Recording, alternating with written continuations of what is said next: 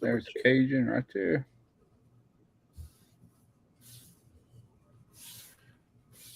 Hey, folks, are we live?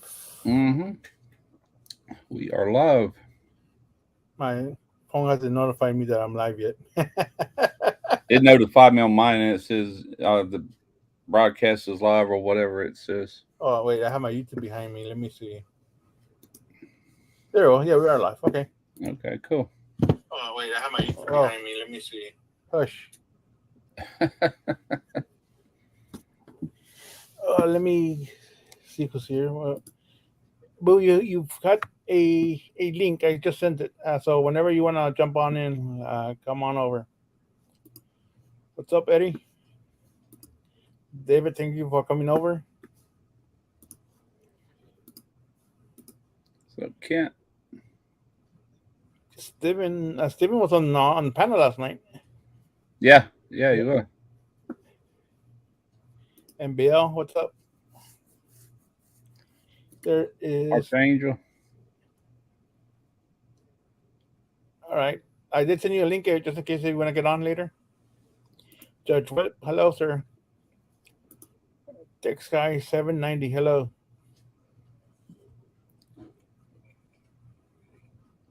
Thank you. Let me see. Is Randy coming in here tonight? I sent him a link, but I know he had like a long day today. He was testing. Oh yeah, I was kind of curious how that went. Yeah, so I haven't heard from him yet. So hopefully he's oh, he's right here. Oh, there he is. Okay, we were talking about him. Speak of the devil, and he will appear. All right, Randy. Yeah, you got the link, brother. So just whenever you get it sorted out, come on. And then here's Web. Hello, man. How you doing?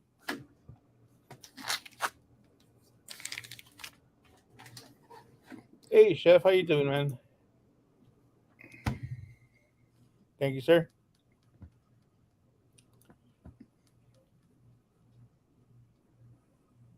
He said he don't want to talk about that test. Yeah. Oh, that's fine.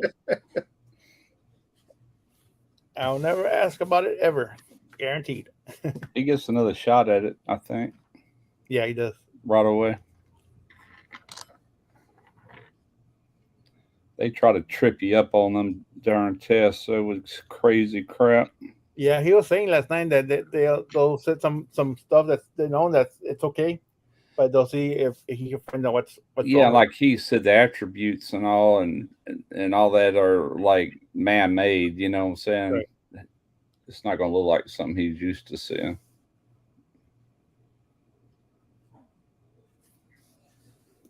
Huh? Hold on. Let me grab it from here again, and I'll send it to you in a moment. Uh, let me see. Uh, I'm so not used to using my mail service on the laptop. I don't know where everything's at. Oh, okay. I'm so used to using it on the phone. I'm just the opposite. I mean, I check my emails all the time on my phone, but like when I come on here, I'll just pull up Facebook, get the link from Messenger, and I'm right in. When Randy sends it, he texts me. And for some reason, I have text messaging on this computer. Right. Maybe it's called, well, he's a contact, but it does not show his text. So I have to copy the text from my phone, put it in my notepad, and then my notepad on here gets it. Then I have to click on that. I have to go around the, you know, email works better unless, or Messenger, either one. Yeah. Usually I copy and paste it to my messenger on Facebook, and then I'll just grab it from there. Hey, Doug, how you Hang doing, man? I'll be right back. He asked me about them strawberries. I'll show them to you. Hang on. Sure. Well, congrats on your win last weekend. Thank you, brother. Appreciate it. I'd show the turkey, but everybody says it looks like an owl. Well, this guy, uh, this is the 12th year for this competition. Hey, thanks, Kyle. Appreciate that, buddy. Um, Simon, is that fan too loud? Can you hear that? No. Okay. If it becomes a problem, let me know. I'll kill Can it. you hear mine? Mine's about 10 feet that way. No, mine's like 3 feet down here. Okay, yeah, I can hear it. The guy hand makes them. Okay. So there is 6 gold ones, 4 silver, and 4 bronze because they give out the top 3 in the KCBS portion, and then on the one meat and the turkey smoke, only the winner gets one. So Okay. yeah, they're kind of goofy looking, but there are guys that collect them. Of course. They go there just to win that little handmade owl. Hold on. Let me show you a trophy I got once in a tournament. I'll be right back.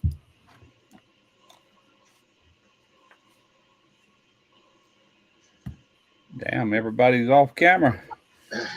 That's only 1 quart. I've got 3 quarts of these, but yeah, they turned out good. They're completely dry.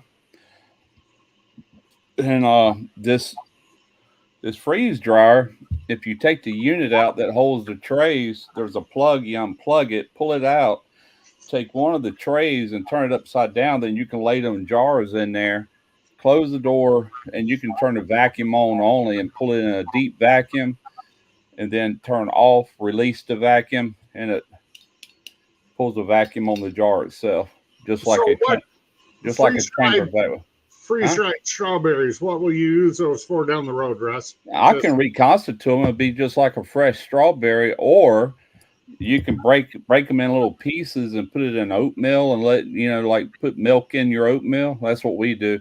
And the milk, that's awesome.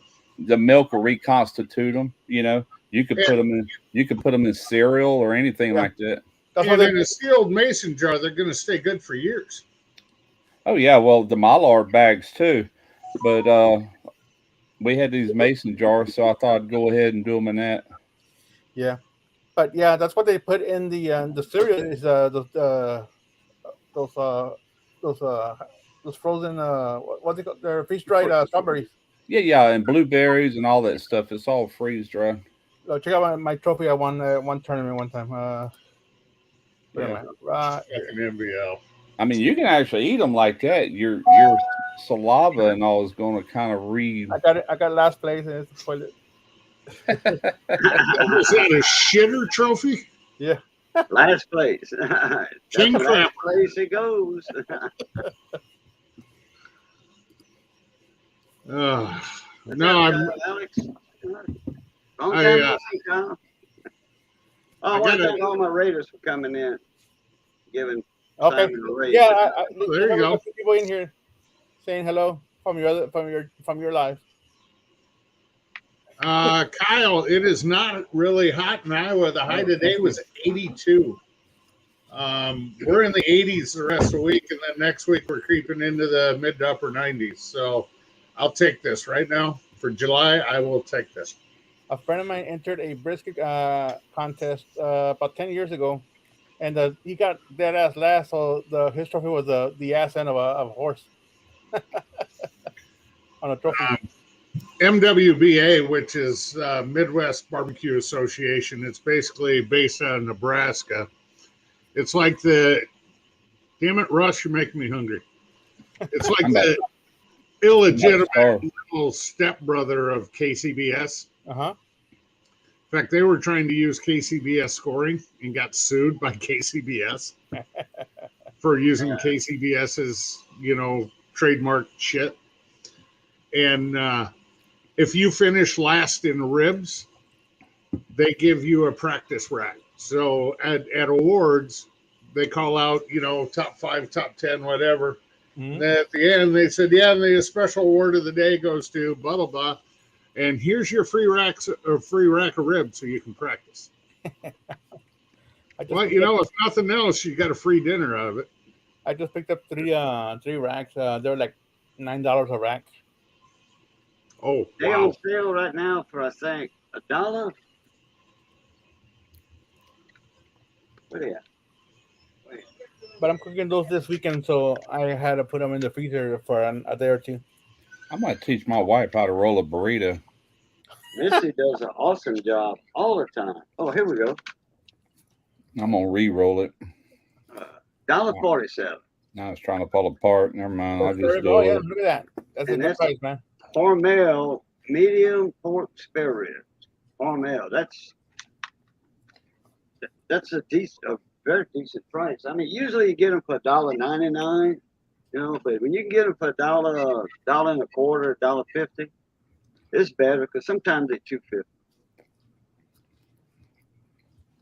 And them tips I did the other night when I did like Russ does, take some spare ribs and cuts them the St. Louis style, and then he's got the tips left over. That mine had a big old hunk of meat.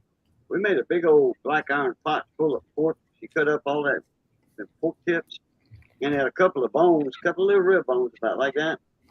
I was on that one end because I cut them with a serrated knife, and she cooked that down in the gravy, and we had rice and gravy. Man, that stuff come out so tender.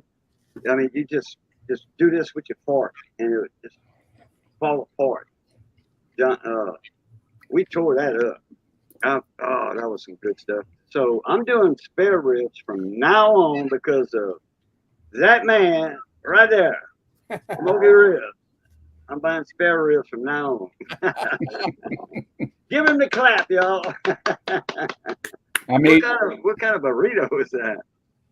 my wife made it. It's chorizo, eggs, potatoes, Okay. whatever seasoning. Breakfast burrito. It's a I breakfast. thought that was breakfast chorizo. burrito. Chorizo Breakfast in there. burrito. I love these things, man. They're good. Yeah. That's what Simon had this morning. Chorizo and eggs. Chorizo and eggs this morning. Mm-hmm. I need to make some salsa. All we had was bottled stuff. I was It's trying okay. to get her. I've got a whole jar of these dehydrated jalapenos I use in sausage. I told her. I said, add a few of them in your mix. Just spice it up a little bit. I don't want to. I'm like, all right, whatever. Yeah, she's got to work on her rolling skills. You want one? Missy One does what? a good job. Hello, Canadian family life. Hey, Canadian. I roll them like Taco Bell. Instead of flap, it's more like a V. And then I start rolling, then tuck, and then, perfect. Turns out good. Yeah, usually I just make a wrap. You know, if it's eggs and sausage or something, or what have you. I'll tuck one in. Like fold a half over, a piece over. I'll tuck that one in, and then I roll. I don't worry about the other end. I just call that a wrap. That's more of a fajita wrap. That's what I'm doing tomorrow. I've got some outside skirt steak. Oh man, marinating. I vacuum packed that marinade. This thing's about that long, but I got it rolled up. Right. Oh, wow. My wife makes this killer fajita marinade, and she's got to use a Miller beer with it. But I don't know what season. I told her, I said, write it down so I can put it in the description box. Because I didn't show. You said the Miller marinade. beer? One of the ingredients is a Miller Lite. Yeah, beer. Okay, I thought I heard you say. Yeah, beer. it smells really good, but I don't know what kind of seasonings and all. She's got some whole or half lemons in there, and stuff like that. It's good. I've had it plenty of times. So We used to go to Chi-Chi's or CC's. CC's probably. They used to be in the malls and stuff. Mm-hmm. You know, it's Mexican. They had fajitas. I think that was their main, most popular item was fajitas. I ordered the steak and shrimp fajita one time. Man, they brought that out. All that stuff was sizzling on that platter. They had all the pico de gallo, and it's the first time I ever ate that. Never even heard of it. First time I ate it, it got me hooked on that. Oh, I love and pico. it was cheap. It was like $7. I'm talking back in 1990. We order at this Mexican place right up the road called Pepe's. And every time we order, I always get the same thing. I get a shrimp, and it's Gulf shrimp. I get a shrimp chimichanga or fried burrito. Oh, chimichanga? Yeah, I love a chimichanga. All that First time I milk ate one cheese. was in Tucson, Arizona. Well, that's some real Mexican food there now. Mm-hmm. Tamales. Don't get me started on that. I love tamales. When somebody mentions it, I don't care if I just ate. My stomach rumbles. I love Mexican tamales. I mean, homemade. I mean,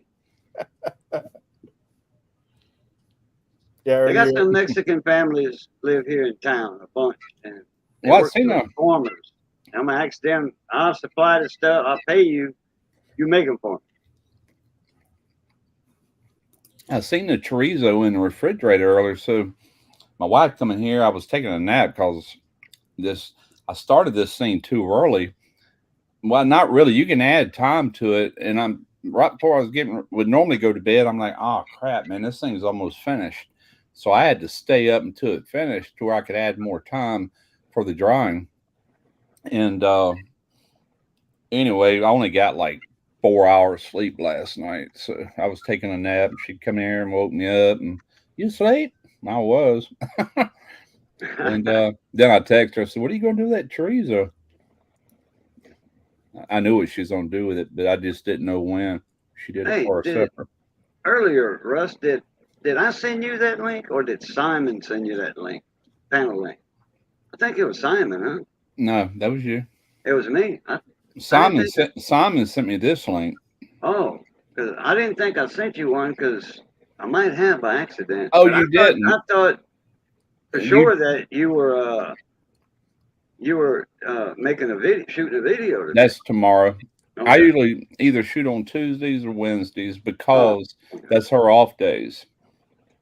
And so I'm shooting tomorrow. We had to go get everything for it today and get this. I've had this thing in the freezer for a little while. It's Porter Road outside skirt dry age. It should be really good. How much skirt steak? How much is skirt steak a pound in the supermarket in your area? Oh, man, don't get me lying. I have no idea nowadays. How about you, Simon? How much is skirt steak a pound? Let me look it up real quick. Yeah, just about.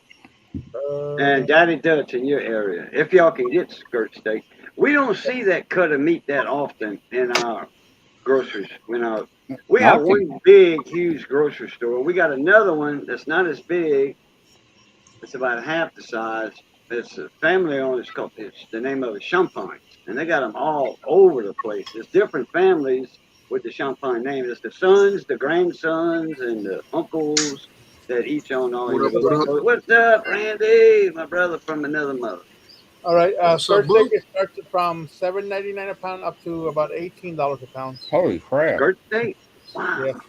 Yeah. It's like they had some for $4 a while back here. I should have picked up on that. If you go to Sam's Club up here, it's like $5 or $6.99 a pound. I don't deal with Walmart or Sam's Club. I don't. Everybody. I don't have a membership of Sam's, and I don't buy groceries from Walmart. I don't. I tell you what, those skirt steak is highly underrated. To me, it tastes just as good as ribeye.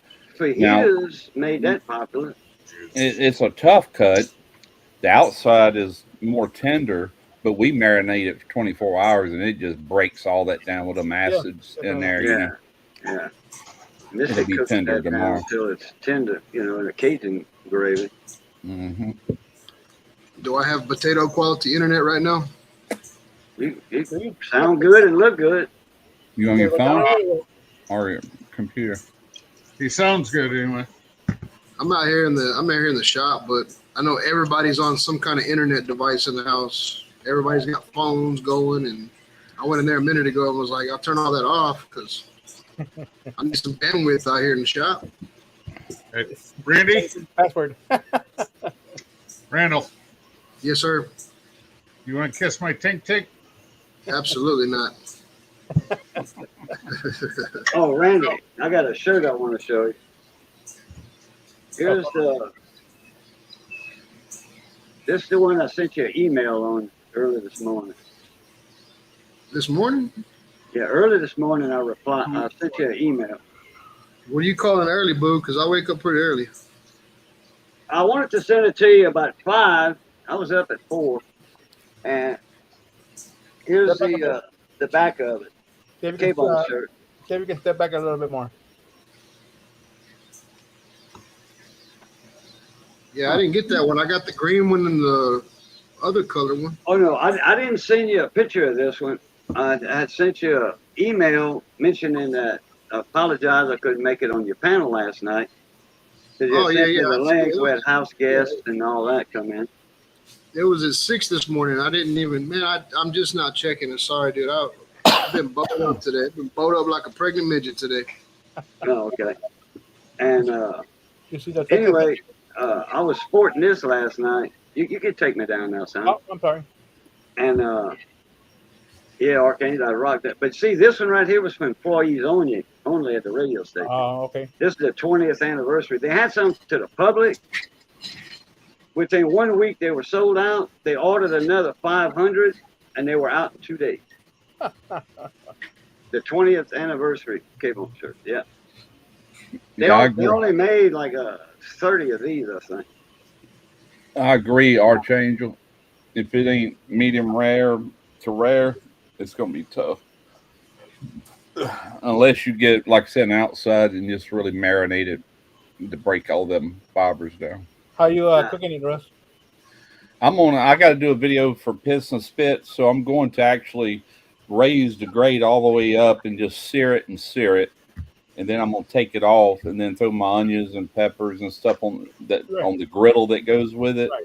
And then right there at the end, the steak will probably get a little cold because I'm gonna slice it up before I start my peppers and onions. And I'll probably throw them right back on there just long enough to warm the meat through again. Then go to making fajitas. I'm just nothing special, you know what I'm saying? But a lot of restaurants they'll do them on flat tops.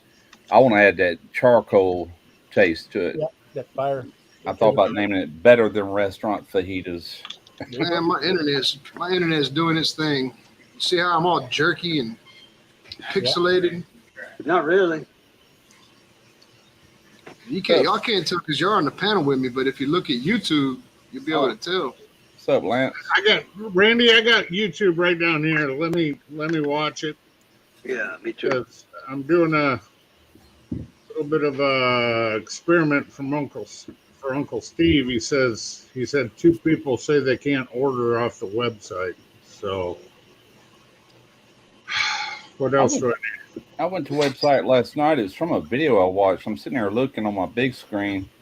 That was a 3 hour. I'm looking at 3 hours and 7 seconds long video. I watched every bit of it. It's got really interesting. But anyway, they got a website, and I click on shop, and nothing would work.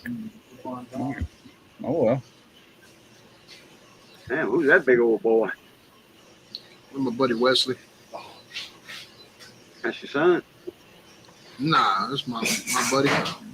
Oh, okay. Oh, He's always out here working on stuff. And Hell, I got y'all in 720 and 720 HD or whatever, maybe, or HP, high performance.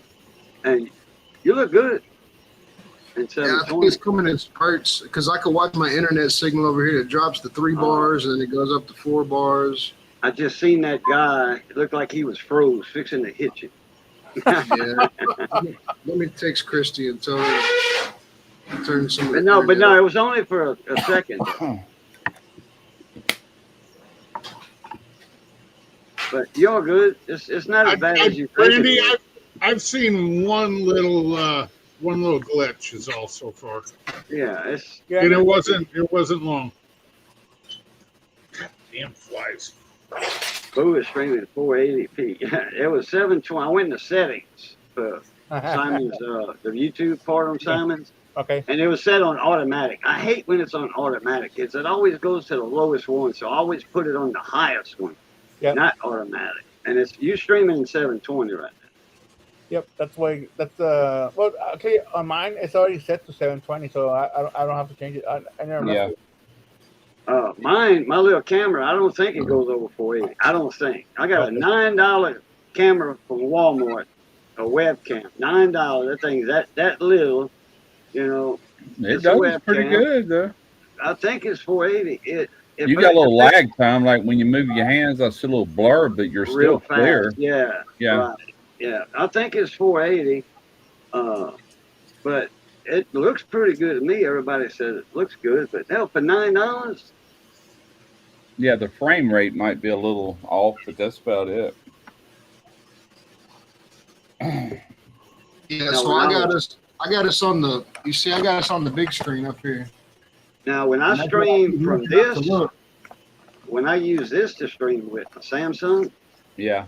it actually does it in 1080 or higher. Yeah, my Because it phone. takes a while to render when I do a video. Mhm. Well, it takes a while to render it. Yeah, I shoot all mine at 4K. I have been for the last probably 2.5 years. I can't afford that kind of camera. Well, this phone will shoot 4K 4K? 30 frames per second. Yep. I think this one does 2 at the max, I think. Yeah. Yeah, but you got an iPhone. iPhone, Samsung, and Google cell phones, have the best cameras out of all the phones. Mm-hmm. Not in that particular order, but I'm pretty sure iPhone got them all beat. Well, it seems like every time my iPhone comes out with a new phone, that's mainly what they focus on is Yep. cameras. Samsung too. You know, the last 2 videos I shot here, and I shot all of it with my phone because there's not enough room in this little office to set up a tripod. And I just I set up a tripod for this iPhone, but it's just so much easier on me. I'm used to Derek being there to make sure all the ISO and all that's adjusted right. But I'll be back over there tomorrow. Well, we're having some fun with that now. We are. Man, that's some good shit right there. And that's right there in Texas, too. Big Cock Ranch. It's got a big old red rooster on the logo. Big Cock Ranch. And it's at specialshit.com, I think. Yeah, specialshit.com is the website. And it's a shitload. It's a box of 6 seasonings. Special shit, bullshit, chicken shit, all shit, good shit, and no shit. Hey, Boo. Yeah. I've had 4 guys around here try to beat me with that shit, and not one of them has. Well, probably not. No, they probably didn't know how to use it either. But Pat Paulson and the gang sent me that to cook with. This is more or less like, I guess you could grill. It's meant for grilling too, rubs, what have you. But Missy uses it in the gravies and stuff. And I poured it on my rice and eggs one morning. I just, sprinkled some good shit on it, and it was good. It was. The no shit has no salt. It doesn't have salt. Bullshit is for beef, chicken shit, birds. Dang, I didn't realize Christy's hair was that long. Oh, yeah. I don't want to talk about that tip today, everybody. You could ride her bareback like a horse. Grab the mane, and just. It is And long. you never fall off. Her hair's that long. You got plenty of room to. They're 4 foot long. Simon, you remember the big hair today in my live stream? Yes, sir. Raising Cajun's wife? Yeah, she didn't know the camera was on, and she come out the sleeper. That big old double sleeper they got. Man, there she was with that big old hair, man. She had just woke up, I think. All I'm going to say about that test today, because I know everybody's curious, is no, I did not pass it. And I'm going to let y'all know that I failed it by one thing. It wasn't even a question. I called corrosion, lamination. And well, what I did was I called it corrosion at first, and then I second guessed myself and I called it lamination, and I failed because I failed over that one fucking call. It is a coating, though, but it's caused by moisture and all that. But it is actually a coating. Okay, wait a minute. We were told not to ask Randy about the test. Who asked Randy about the test? Lance. Oh, fucking figures. Oh, God damn it, Lance. Lance was calling me during the test too. Lance was calling me. The dude told me to put my phone behind me on the table, and I put my phone behind me on the table because they don't want you taking pictures of the shit. And my phone was going off, and the dude was like, "I'll be right back." And I went and looked at my phone. I was like, "Fucking Lance, call me during the test." Damn it, Lance, you can't be. Randy's already ready to swallow a 45. Now stop it. Hey Randy, what Yeah. Trina walked in here about the time you was saying what you said. What I missed it all. What was the question or not question or whatever?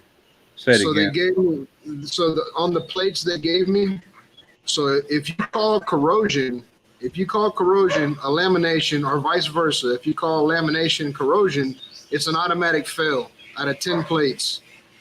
And I called the plate. So if it is corrosion, you got to map it. You got to give them the skinniest part of the metal and the thickest part of the metal. And Like rust or whatever. Yeah. like corrosion from acid or whatever the hell was running through there. Yeah, So, and a lamination is a defect. So yeah, that defect.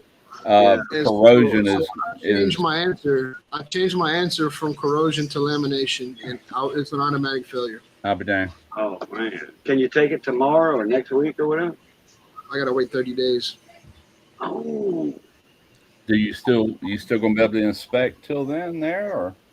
I can do all my inspections except for ultrasound. Oh wow. Okay. Oh, it's just that particular field you can't do. Just that one method, man.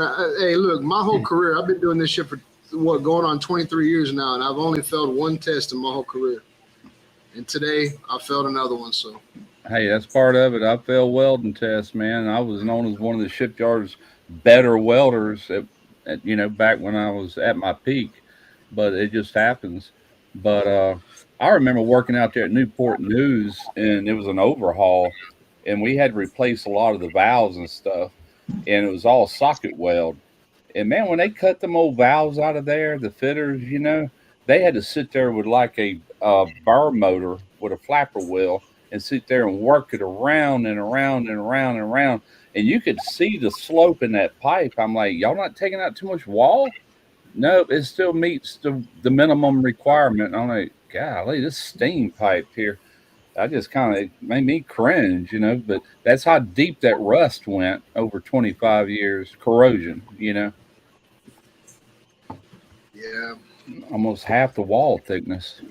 I fucked up, man. You know what they teach you in fucking second grade is don't go back on a test and change your answers. And here I go, and I second guessed myself. That was my number one mistake because I was like, well, maybe it could be.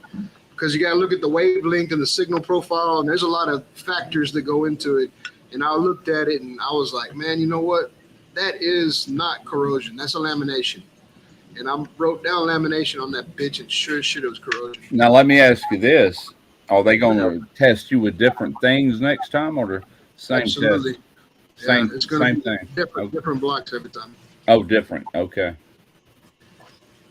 Yeah, they'll trip you up. So this guy's actually leaving Houston. He brought his samples to Houston to test me. And tomorrow he's going to Biloxi. And then from Biloxi, he's mailing his samples to Rotterdam, Holland. And he's going over there to Holland to test somebody. So Chevron has their own standards. They have their own blocks. Right. That's why they're so big about taking pictures of them. They don't want you to take pictures or tell anybody or anything. You know what I mean? Yeah. Oh. But, that's even true with shipyards. It's like not so much like on the welding end, that's pretty much just standard AWS type stuff. But like what rod to use and procedures, let me just say procedures, that varies from shipyard to shipyard. Ingalls, the shipyard I retired from, that company also owns Newport News in Virginia. Same company. It's called Huntington Ingalls. It covers both those yards. When you go to Huntington Ingalls or Huntington and Newport News, when they have a piece of pipe coming through a bulkhead with a penetration sleeve, here you got to weld both sides solid. There, only one side, unless it's a watertight compartment. Yeah, but you got to consider what you welding at Ingalls too. You welding battleships. Yeah, but they were building aircraft carriers at Newport News. Still, and they only did one side. One side. Regardless, if it went through a beam, one side. If it went through a bulkhead, one side. And yeah, man, that wasn't the only thing. Just like if you're going to weld, what was it? A lot of carbon steel on them old aircraft carriers. Stainless to carbon steel, we would use 309 here. 309. They use a RN82. so they don't have to purchase 309. The RN82 can be used on multiple things, where 309 is basically carbon to stainless. And so therefore they don't have to buy their 309 rod. They just buy the RN82 and they're covered, Well, as long as they have qualified welding procedures that's been through all the testing, all the tensile test and Well, bend test, and hardness testing. And That's what I was going to say. They have to sell these procedures to the Navy to accept it. And once they accept that procedure, then that's the way it's done from then on. But their procedures are different than they are here, even though it's the same company, or it's under the same umbrella. Yeah, it's kind of weird. I fucked up today. You know what I had to do? I had to go back to the fucking plant and do the walk of shame. It sucked. But yeah, it happens, man. It happens. He just had a brain fart. That's all. The guy that was giving me the test, man, he's like the Indy engineer for Chevron. He's a big wig, and he told me, he was like, man, don't beat yourself up. He was like, only 25% of the people that come in here and take this test pass it anyway. So it's designed to make you. It's designed to make you fail, and I almost passed it. So I kind of feel bad, but then I try to help myself out by saying, well, shit. Yeah. If I would have not called that, I'd have been sitting over here looking pretty. Yeah. But I fucked that one question, not that one question, that one plate up. What are you gonna do, man? Once you write down that shit on the goddamn paper and turn it in and they grade it, then it's just what it is, right? It is what it is. Yep. But do they have somebody else over there that can do that type of work that you're not going to be doing? Unfortunately, it's a different company. Oh. So you work for a contract company to Chevron. You're not a Chevron guy. No. Okay. Yeah, you bounce around from plant to plant, don't you? Yes, sir. Oh, okay. My niece's husband, so my nephew-in-law, he's out there in somewhere around Houston, that area, at some plants. He redoes all the valves and stuff. He shows up at work, and he's gone. I'm sorry, I'm 2-3 reading months at a time. He show up in his pickup truck, and he's got a huge job box on the back, and a crane, a cherry pick or whatever, will pick that up. If they'll put it wherever he wants it at his workstation, and he'll make his workstation there, like his staging area or whatever. Yeah. He makes good money too. Cool. Well, makes like $40-something an hour. Boo, I wouldn't get out of bed for $40 an hour. Or more. I'm just joking. But I mean, no, he's union though. He's union. He pays his dues every month and all that. And then all that overtime they put in. They work 16-hour days. How you doing, Chef's backyard? I almost thought that was Chef Scott. I don't know. I felt like shit. I mean, I talked to Tyler about it after it happened. I've talked to several people in my company and shit, and they're telling me, don't worry about it. Don't worry about it. That shit happens, but it's just on me. It's my pride. You know what I mean? I've only failed one test in 23 years, and yeah, nobody likes that stuff. But hey, ain't none of us perfect. We can fail a test at any given time. Just a bad day, It was crazy too, because when I was scanning it, man, it was like perfectly. It was like showing his lamination, like the way that the signal profile and everything. But I got to one side, because you got to lift off or whatever. You look at the weight profile from 12 different sides, and on one side it was just such a sharp drop off. I was like, that for sure is lamination. I was like, there's no way. But like I said, I mean, before, that could be a man-made defect. That could be a defect from a unit that failed, that they cut out, because all the blocks have a piece of stainless welder on the back of them. You can't see none of the blocks. Yeah. You have no idea what's going on there. You're determining what's going on in that block using ultrasound. I failed the endorsement on my CDL. This is years back, when they first come out with the CDL. I already had my chauffeur's license since I was old enough to have it. And It was one question, and it was about swinging, about meat, swinging. Okay, because meat hangs, sides of beef or beef, whatever. I forget if that was on the hazardous. I'm pretty think it was on hazardous endorsement or doubles, something like that. Which I never did doubles, and I wouldn't want to do doubles. But anyway, I wasn't driving at the time. I had my radio, my electronic shop at the time. But I wanted to keep my chauffeur's license up, and I was grandfathered in. And all I did was just take the test, and it was free. And then I just went to the DMV, and it was $55. It was $100-something for my license. Put it that way. And I failed that one question, and it was on swinging meat. I got it wrong. That swinging meat part would actually be Like now.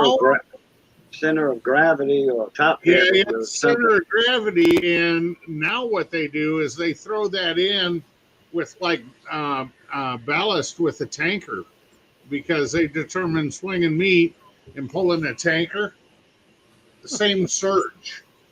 Oh yeah, but see all the tankers I used to pull when I was hauling hazardous and mud and all that, like a vacuum truck. Right.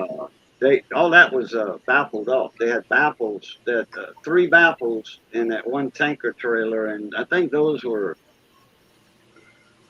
35, 38 foot, something like that. 38s. I work on them every day. Okay. But when they had, they compare the hanging meat on the old rail trailers to the same as a surge from a non-baffled tanker. Right. So, correct. you have correct. to, and that's how they kind of screw with you on that. That sloshing around with the liquid. That's why they have the baffles in there. The I surge. used to hang meat, but now that I'm older, not so much. But Hey, I would be suicidal right now if I failed a test over swinging meat. I think I'm an expert at that. Damn. now the ball's a different story. You'd be swinging down there by your kneecaps. Oh, Uh, y'all talking about trucks? My bad. Yeah. Holding beef. Holding beef. No, meat. I felt a lot better after I talked to Tyler about it today, because I know Tyler's in the same industry as me, and I know he deals with more like management and everything. And whenever he told me, like if it was easy, everybody would do it. Well, Randy, I had 6 welds that failed today because the dolly leg assembly I put it under had 42,000 pounds in the box, and it fell off the back of a truck loaded, and it tore the shit out of everything, not just the welds, everything else. So technically I had 6 welds fell today. How's that? This has been a bad day. It's been a bad day. It's been a failure type day, huh? Well, when you got 40,000 pounds in a trailer and it comes uncoupled from a truck doing 30 mile an hour downhill, shit's gonna break. Yeah, for sure. But I didn't fail a test, so I'm all right. If I would have went up there and tested those welds and they'd have failed, I'd have been feeling a lot worse. You know what? You can come test them anytime you want, because it tore the steel from both sides of the weld. Tyler says he rejected about 30 welds. I tell you what, good welders and pipe fitters and stuff, they're hard to find anymore, man. Because these shipyards, they don't want to pay enough. All the good welders, they're all working construction somewhere. They're not Right. playing around with these shipyards. Russ, did y'all do a lot of ceramic tape welding where you were at? The whole department did. Okay, that's what I thought. Like on an open butt, they'd That's have something half. a lot of welders aren't They'd put savvy a, at because they never put- did it. they put a half-inch gap between the 2 beveled plates and put that tape behind it with that ceramic and Started hitting it. yep, right on up. No, we didn't. We don't do that in pipe. We actually put a root pass. Then I didn't know you what department you were in at the shipyard though. I was pipe welder. I think Gerald Poole and his oldest boy, the blonde-headed one, that big old boy, always wore Liberties like Randy's got on. I'm pretty sure you know. If you know Gerald Poole, you know his son from. Yeah. I can't remember the guy's first name. We just called him Mr. Poole. I was young. I was probably my young 30s when Probably I knew Gerald. him, and he was in his older 50s. That's Gerald. Okay, but he worked in the pipe shop, and everything got real bad out there one time, and they started sending all them welders out of the shop, and he had to come to one of the ships. He wasn't there long. He went ahead and retired or left or whatever he did. But yeah, I knew him. That's the only pool I ever known there. Okay.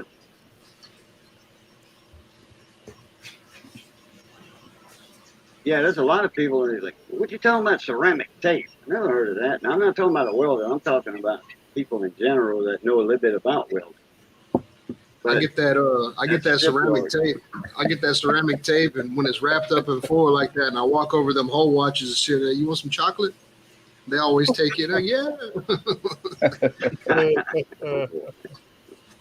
Looks like a chocolate bar wrapped up until you unwrap it and see that white ceramic panel in there. I hate walking around the welders using that crap. That glue stinks when they're burning it off that aluminum tape that ceramic's on. I just can't stand that smell.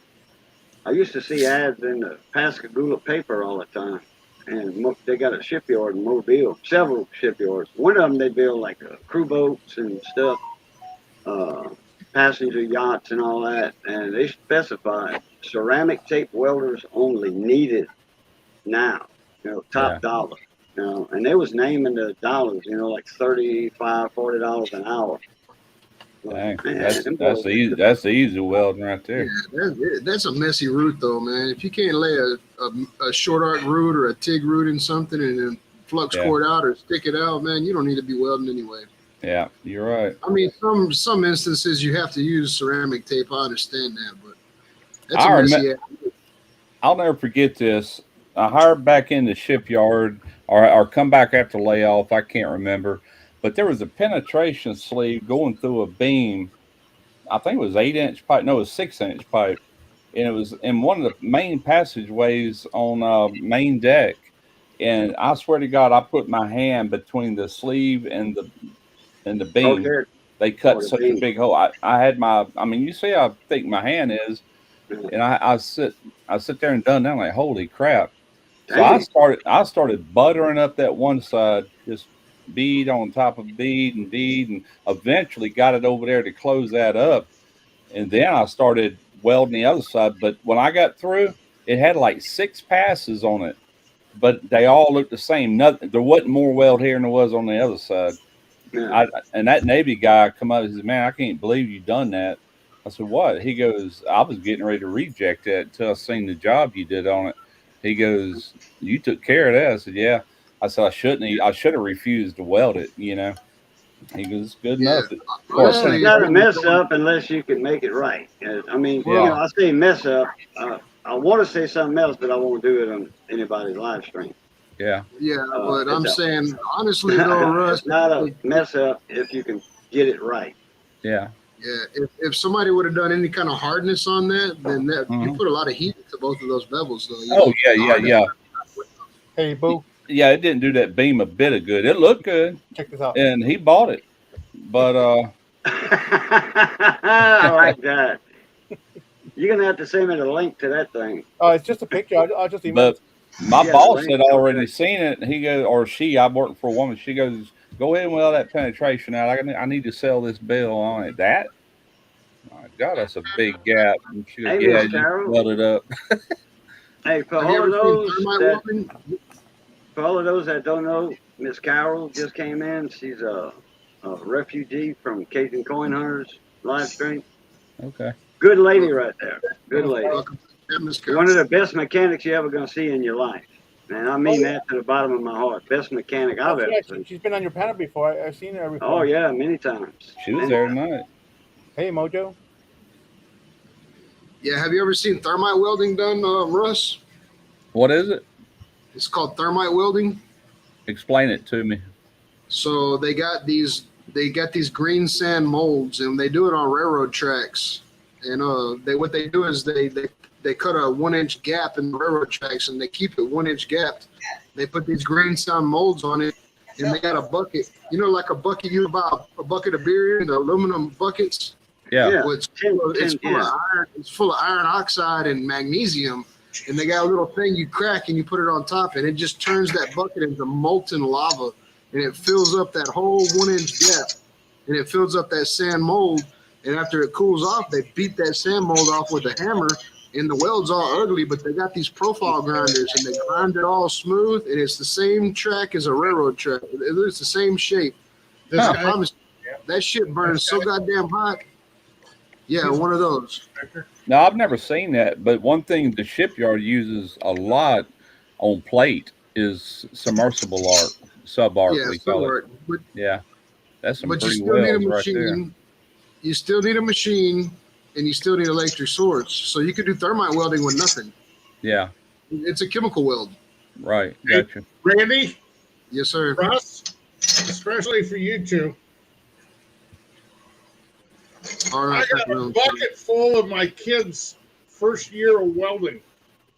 I might need you guys to inspect some welds. Oh, some Sharpies, Some horrible ones. some coupons or Sharpies as they call them. I could never get my teeth looked down very well. Put it hold on on. widescreen, Simon. There you go. Grab that damn bucket. T-Well. And what was this with? Let me see it. That was flux core. That's a stick. That's 6013 stick. And that was, I think that was my best. I wonder why you flunked the test, Randy. You didn't even know what he welded it with. I can't see what you're fucking. I can't see what you're Jerking and moving. I think so. Actually, it doesn't look too bad in person. Okay, Simon, get me off there. You're acting like Dim Lance. You're asking me to do a remote visual inspection. You're with the camera from TeamU. Well, hold on. I'm going to take a picture of it and send it to you. That's the only pass I got out of, or that's one of the 3 passes that I got out of all of mine that didn't have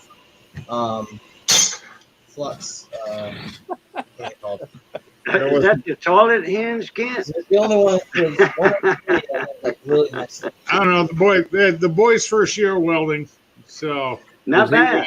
Not Is bad he at going to all. be a welder, or is he just taking it in school, or what? he's taking it in school and possibly going to pursue it. Awesome. Yeah, good deal. Yeah, hang in Get there. him young. Like you got some potential for sure.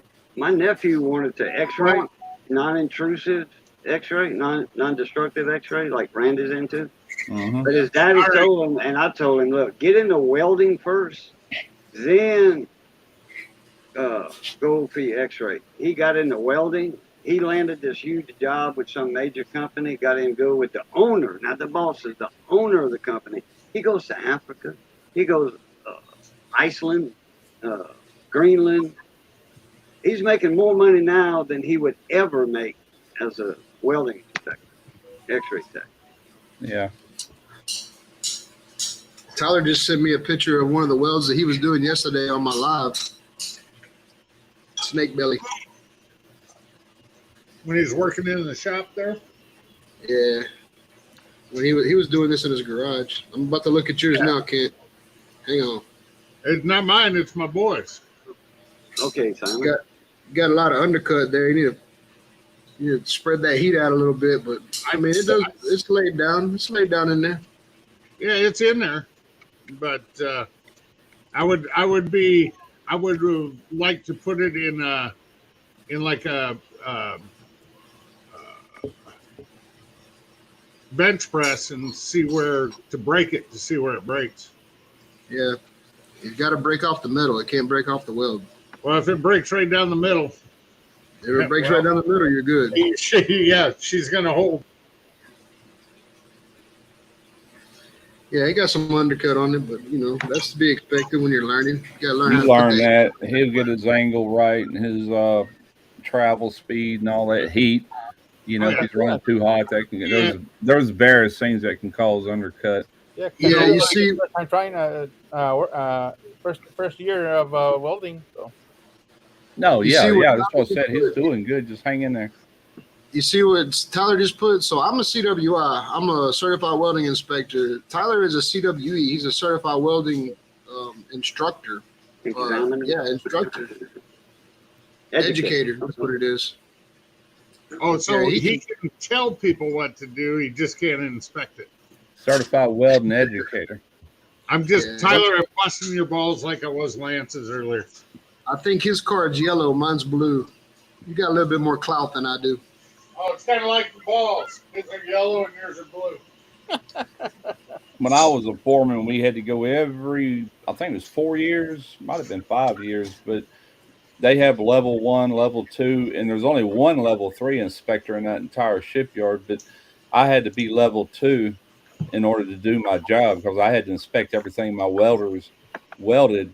And QA out there is only level 2, so they had no more qualifications than what I did, but they still had the final say on it. You know what's funny about that guy from Chevron today that tested me, that told me I failed? All he is an AS&T level 3. I'm an ACCP level 3. I got more qualifications than he does, but of course he works for Chevron. So Yeah, Rick, my card's green. that was I hated that class. It lasted 4 days, and they would send you out. They would send you out like at 12 o'clock or something. You had to go back to your job. I'm like, why not just do the full day and do it in 3 days instead of having to leave and go all the way into the shipyard? I hated that. I ain't got to worry about it no more. I'm waiting for a comment from Christy in the chat about Randy's 3. look, Bailey's been doing her little job, her little job over at the. Hold on, I gotta cover up my eyes. There you go, right there. She's been doing her little job over at that extreme dirt park or whatever. Is it focusing? It's No. focusing behind the camera, behind the. Yeah, behind the picture. Yeah, back up a little bit. Yeah, it's still focusing on you. You paused right now or froze. Yeah, you're frozen. It's not gonna work. Anyway, long story short, get out of here. I'm not coming from. Yeah, she's on. She got the cover of their little flyer. You can take me off big screen now, Simon. It ain't gonna work. Hold on. There you go. Her Thanks, little I'm done friend with are you. standing in front of some ATV being models. Yeah. She's funning. She's over here funning. Hi, Bailey. They're giving away that side by side though, so they got raffle tickets and they took a bunch of pictures of like the side by side driving through trails, and they took a picture of like Bailey and another girl on it, and they're selling raffle tickets, so that's like part of the promo thing. Okay.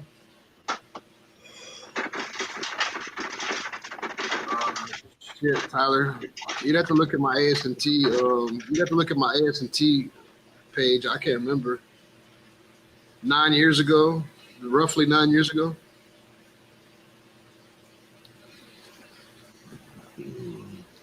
Yeah, we only had one level 3, and if there was something that you just absolutely didn't know, that's the man I had him on speed dial just in case.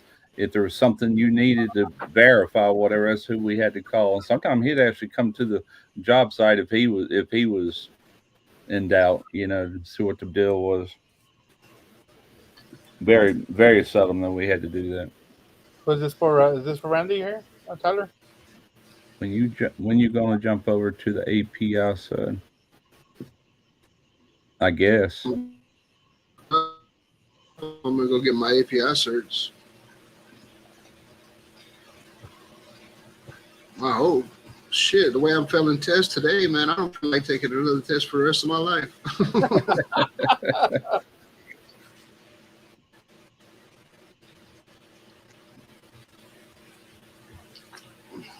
I need to get it. I kind of dodged a bullet, honestly, because I would have put a lot more work on my plate if I'd have passed today. But it's like I said, it's a pride thing. Yeah. I hate being told I can't do something when I know I'm overqualified to do it, but your stupid fucking test.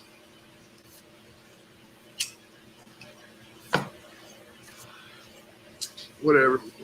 Probably fail a barbecue test too next. Don't let it get to your confidence, man. It's just one of the things that happens to everybody. Yeah, Rick, where you been, bro?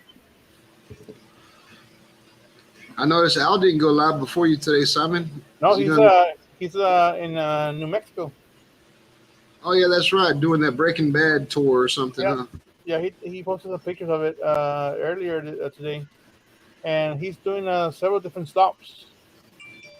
I think they're all in New Mexico. I'm not sure. Man, if he don't get none of that blue dope, he ain't really doing the Breaking Bad tour. See if he gets close enough to go to El Paso and stop by and see Joe. That'd be badass. Yeah, I remember one time we went out to Myrtle Beach, South Carolina. It was a job at a paper mill, International Paper, and we went in there to test. And I'm sitting there listening to this instructor, and not one time did he say what process to use on this stick weld test. And I'd just come off a job at Chevron doing downhill, root, hot passing, uphill 7018 filler and cap. And I'm like, well, he didn't say. I said, I'm going to fit it up and weld downhill. And I did. I laid her in there. I put my root pass. I finished it up. And he come and looked. He goes, you ain't a downhill welder, are you? Like that. I'm like, yeah.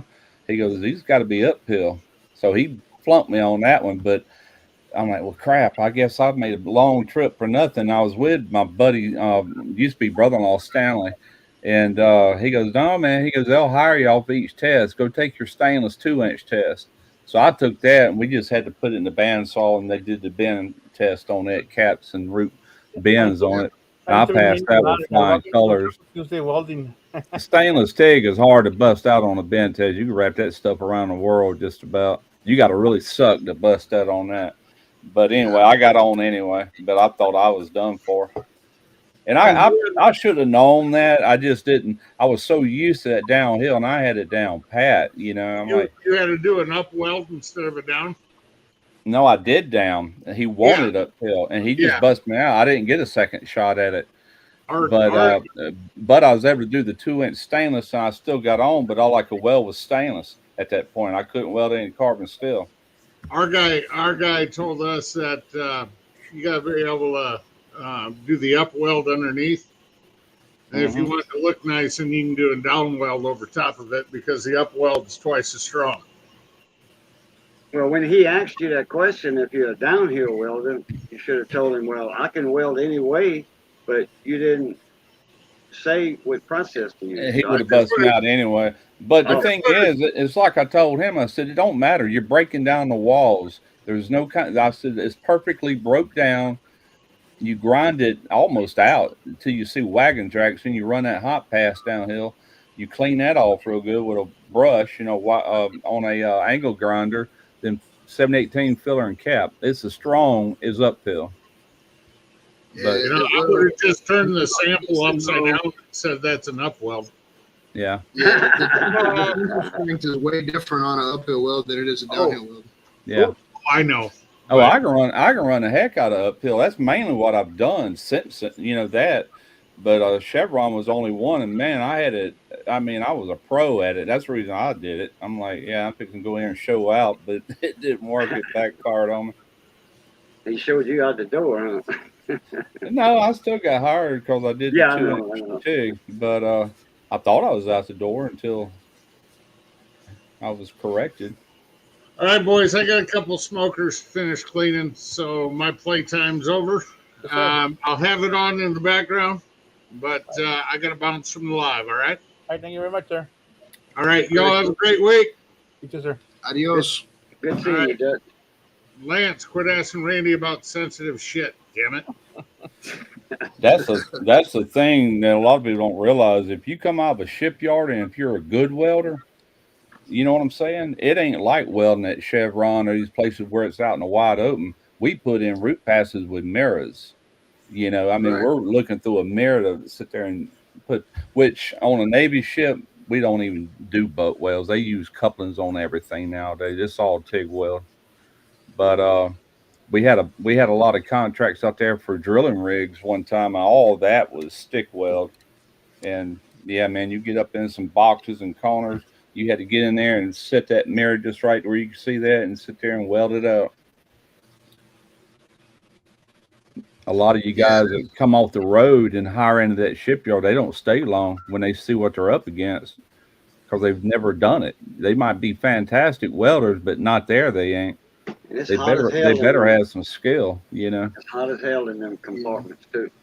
I've seen welders weld those like EDU and SDU boxes where they're welding that 1/4" stainless line to those couplers like for subsea work, and they actually put a plastic purge box around it, and they're welding with mirrors in a glove bag.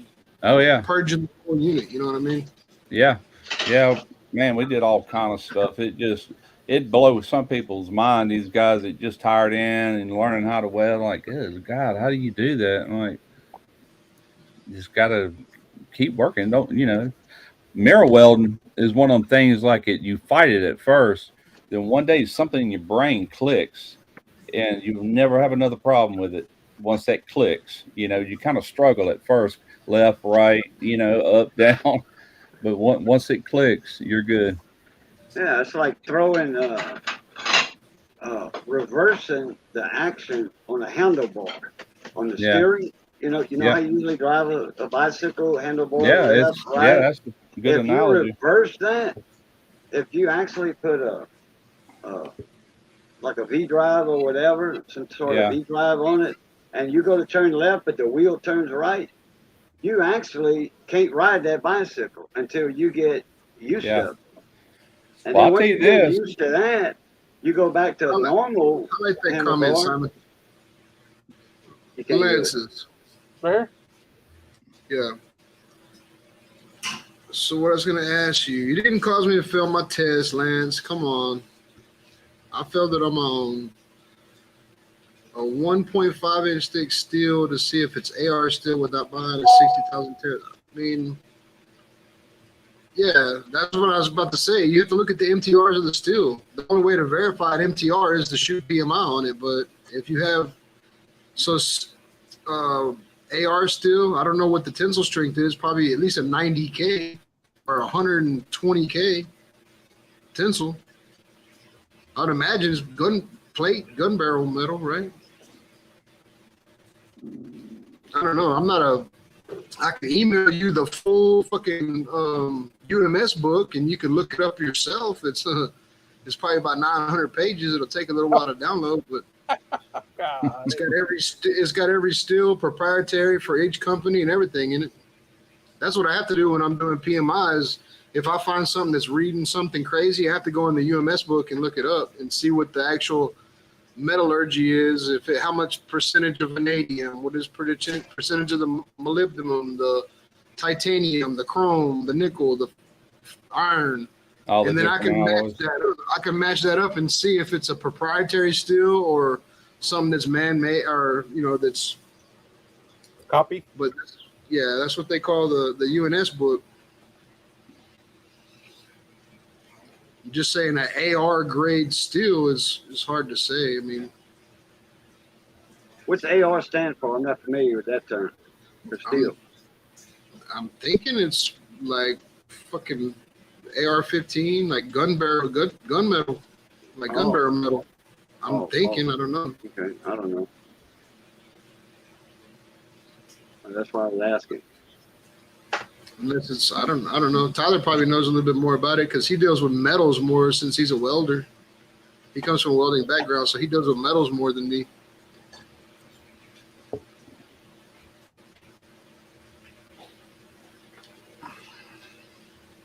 Sounds too much like work to me, man.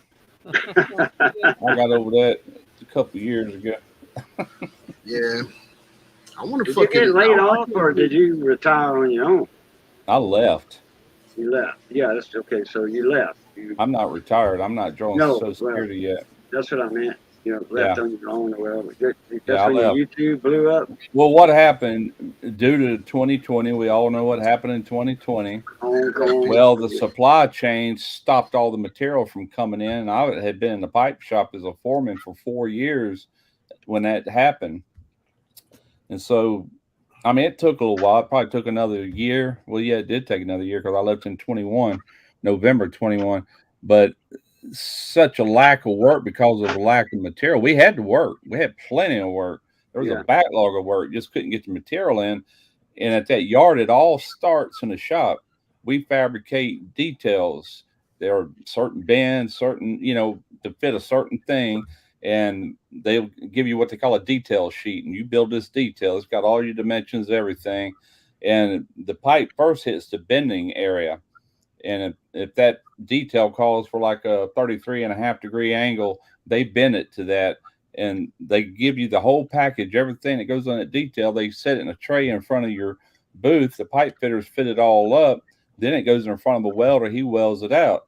Well, I had a whole crew of welders, and they kept sending welders out with lower seniority, And not the last time, but kind of close to the end, they had to send 12 welders out, and they all worked for me. And they said, you got to go with them like that. And I'm like, God.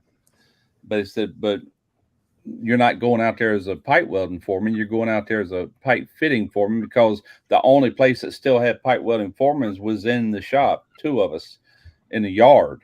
And I was one of them.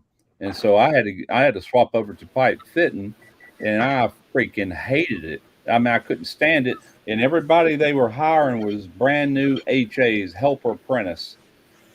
And it got so bad out there, actually so many people leaving, they started setting these HAs up as foremen. They didn't even know how to do their job, let alone be over people. Yeah. I mean, really, it got that bad. And so I did that crap for a month. And I told my boss, superintendent, I says, I'm not going to keep doing this. I said, let me talk to your boss tomorrow afternoon. So I went in there and told him, I said, I'm going back in the shop as a welder. And I stayed in there 6 months, back on my tools. And, man, I was getting good at it again. It took me a little while. I've been 9 years without welding. And anyway, I thought, oh, yeah, man, this is going to work out just fine. Well, they had to let more welders leave. And they eventually got me to where I had to roll back to the ship as a welder. And I did that for, I think, 2 weeks. And, man, I was up on ladders, and my neck is just screwed. I couldn't. I'm like, ugh. I come off that ladder. My boss come around the corner. How's it going? Like that. I said, it ain't. I said, I'm leaving at lunch. I'm early out.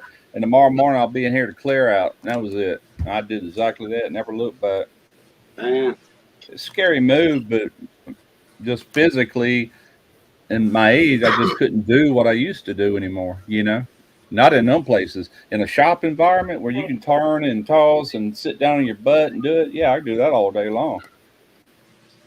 I do work for a company called V&M. I don't know if you ever heard of V&M before, Russ. They supply a lot of seamless piping. Okay. All different size seamless piping, thick wall, thin wall, whatever. But there's actually a V&M. There's actually a V&M here in Channelview. But so after the World War II, Nazi Germany, that's where these people came from. So they had all the technology to make gun barrels. They could make gun barrels and cannon barrels and everything. And they had all the technology and all the machinery to do it. So they just rolled over and started making seamless pipes. So V&M stands for Valeric and Mansman. Mannesman or something like that. I don't know how you say it. But so V&M Star, I used to do a lot of UT on their seamless piping, Okay. It's not rolled pipe. It's forged. I'm sure they might have supplied the shipyard. I don't know, because we did have a seamless pipe. Not all of it was, depending on what the system was. If it was P1 or P2 system. I think they've shortened it down to just Valeric now. I think it's just Valeric, but it used to be V&M Star, Valeric and Mansman. Yeah, that's what used to kill me. I'll never forget. We were in the engine room running lube oil pipe. Me and this fitter. We were down there for 6 months installing all this stuff, and I was welding everything out. It was all stainless steel. But the fittings they had, the 45s was made in like Italy. The 90s were made in Mexico. The pipe was made in like the UK. And they wanted Navy vessel. They wanted perfection. And I remember that one QA guy coming in there and looked, and I laid the root pass in there. He goes, what's that line beside it? I said, it's where the people had to bevel the fitting to get the wall thickness right. It was that freaking thick, and they just had a sharp bevel on it. I said, "It's garbage, man," you know.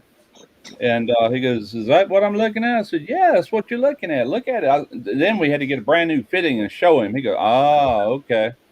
Because it looked like two lines right beside the root pass. It's like, dude, I'm telling Hey, you. So Guys had and these- gals, these- I got to run. Okay. Simon, appreciate you having me up, bud. It was good seeing y'all. Russ again, naturally. Yeah, man. Randy, you too. Everybody in chat, good seeing y'all. I gotta get something down my throat. Yes, Food. sir. So Missy's preparing that now. All right, y'all know the routine, guys. It's good being north of the grass. Gotta stay safe, be that way. Be that way, stay safe. As always, love, peace, and crackling grease. Catch y'all later. I blue chuck. Later, boo. But anyway, yeah. So when I went down to Mexico, when I went to Villahermosa, and I was down there for 3 weeks, is they had a bunch of this company had made a bunch of these fittings, and they took these iron couplers, they heated them up, and they pulled a ball through them and made them, and they forged them into T's. You know what I mean? Dang. I mean that was their process. Their process. That's how they made them. So the welds were made. They were X-rayed. The welds all passed and everything. They started doing hydro testing on them, and they were leaking. And so I had to go down there and UT all the welds, and that's what I was finding. I was finding separations in the forging itself, you know. Yeah. Yeah, we had an 'Cause- issue years ago back in the 90s. It was the cooling water or chill water for all the electronics in Caesar 2. That's a compartment on a Navy ship. That's where I was working at. Then they had the one right above it. I don't forgot what it's called. But anyway, I'm sitting there, man. And that was my job on every ship. I always got that job welding out a million freaking socket welds, you know, and they were under the grate. They had a subfloor. All these pipes were under there, so I had to lay on my belly in my chest with a mirror up there, TIG welding these socket welds up. Well, up forward, they were having a bunch of leaks, and to find out it was faulty fittings. And they come in there and said, "We're going to have to cut all these welds out." Why? Like that? They said them fittings ain't no good. I said, "Well, go ahead and test it at least, because we already know it's going to leak." I said, "Whatever." That had to be a costly thing, man. 'Cause we'd been down there for months. It's like, holy Right. crap! So Buying you had cheap a crap, you know. did you have a certain percentage of the welds that had to be X-rayed for gaps? No, not on that system. Usually on socket welds, we take a profile shot and we X-ray them and we just check the gap.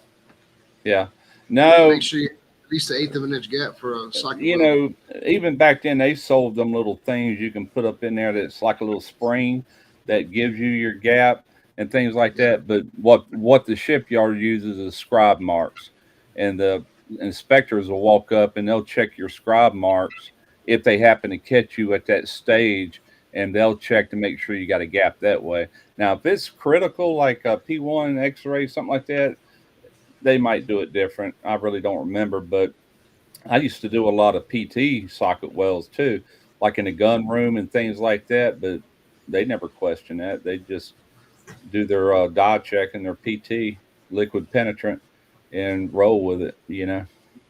No, Tyler. I think it's a certain percentage of the wall of the pipe, isn't it? What's that? Tyler asked me, "Do I know how much weld a socket weld takes?" I thought it was a percentage of the pipe wall. It depends on the wall thickness. Yeah. We had our A leg and our B leg, and the A leg had to be twice the thickness of the pipe, and your B leg had to be equal to the pipe, because the coupling or whatever you're putting on there is the same thickness. All you had to do is bring it to the top edge and you're covered. But the A leg going down the pipe had to be twice whatever the what they call that. Man, I done forgot all this stuff. There was a formula anyway, but we had a little 3-inch slide scales where we had to measure every well we got through with to make sure it met its minimum, and usually had to go over a little bit. We was always good on that. 1 point times the T-min of the pipe slip-on flange. 1 point Yeah, that's times- not yeah. everywhere. It depends on where you work. At the Navy, They and here's the thing: the Navy wants 1 1 3/4 times the thickness, so we'd weld twice, and that automatically got it oversized. You know, it got you good. In other words, Randy's froze. Oh, it sure is. Can y'all hear me? There he is. You can now. Can y'all Yeah. hear me? Yeah. Shit, I just completely shut down for a second. Y'all all went blank. Everybody went blank. Yeah. You just froze, dude, for like a minute. But they had a problem out there one time, and they had to send auditors out there and start measuring welds on all these ships that's under construction. And a lot of welders, they go back in there and add more weld to a lot of these welds. They're finding a bunch of them, so they really cracked down on it. And that's when they went that T/2, you know, thickness times 2. And but the Navy would accept thickness times 1 3/4. So if we did T/2, we automatically had that, you know, without being overkill. Sorry, Simon, we turned your whole live into a fucking work talk. Yeah. Let's get off this subject. Everybody's getting bored. I'm You see sure. the chat on my text messages. We're gonna have to do a live one night and just call it all about welding and inspecting. You might get some new people on there when It'll they have, have to be you and Randy and Mike Brown. And Tyler. and Tyler, yeah. Yeah. But I still Tyler want will you. take care of the code part. I'll take care of the ND part. Mike can take care of the operator part, and Russ can take care of the welding part. There you go. You got it covered. Good night, Mike. Yeah. On what I know, I mean, I haven't done everything out there. Like we also welded titanium, but I never got certified on it. That's the one thing I never got certified. Every other alloy out there, I've been certified on aluminum, all the stainless, copper, nickels, all of it. You know. Yeah, Kyle's Yeah. So how'd your strawberries turn out, Russ? I got 3 of these. I only brought one in here. Somebody asked about them earlier. I got 3 quarts of strawberries. those already freeze dried. Those are freeze dried. Wow, look at that. Light as a feather, man. You know what I heard today? I heard It's also something. under vacuum. I pulled a vacuum inside this freeze dryer after they were done. I heard something today that said a banana is a berry and a strawberry is not a berry. Is that true? Shit, I don't know. They were like fun facts or whatever, like fun facts. Like there was another one on there. Until like 1935, a kid could be mailed. Yeah, I've seen it done plenty of times, Tyler, and they were actually going to send me to get that certification and be part of like the guys that did all the warranty work out in California, Hawaii, and all that. And then my boss, I was already a work leaderman, and he said, "Man, we need you as a foreman," like that. And so it never happened. I was getting ready to get it, and like, crap. I mean, I didn't have to, but he kind of made me feel like I had to. I could kick myself in the ass sometimes over that. I stayed pretty fit when I was on my tools, you know. Once I got behind that computer, it was game over. But you did a lot of copper weld and nickel, didn't you? A lot of copper nickel, man. I've welded one of the ships we had, LHA.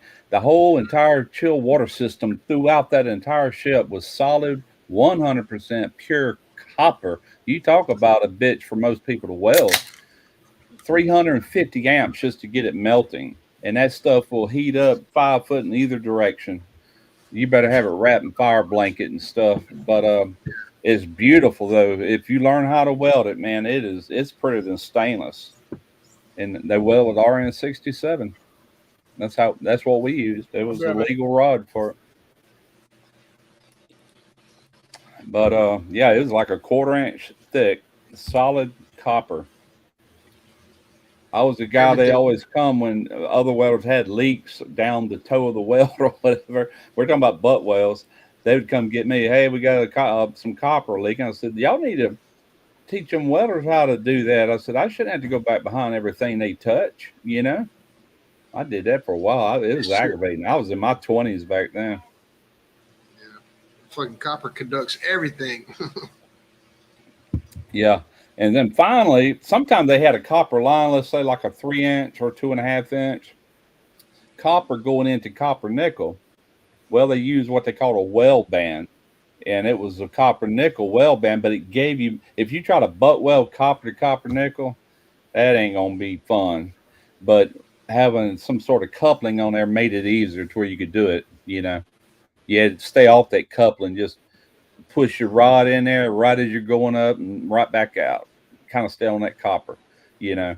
But once you get to the copper nickel side, it was easy. I've checked so much of it, man. I've checked so much of it. Man, I've checked so much shit, dude. How in the fuck did I fail a goddamn carbon steel fucking straight beam test today? I'm kicking myself in the ass, man. God damn. I had some pictures in here back when I was in the shop, but I guess I deleted them. I was looking for them the other day. I sent a couple of them to Ricer. He'd always text me during the day while I was at work, and one day you wasn't supposed to take pictures in there, but I'd hold it down here by my belly, you know. And yeah, I do the same thing. If it's interesting, I'm gonna take a picture of it. Fuck you, plants. yeah. Does Ricer weld? No. No. No, I would just he would just be texting me to be bullshit, and I'll be at work and I'd send him a picture of what I was working on.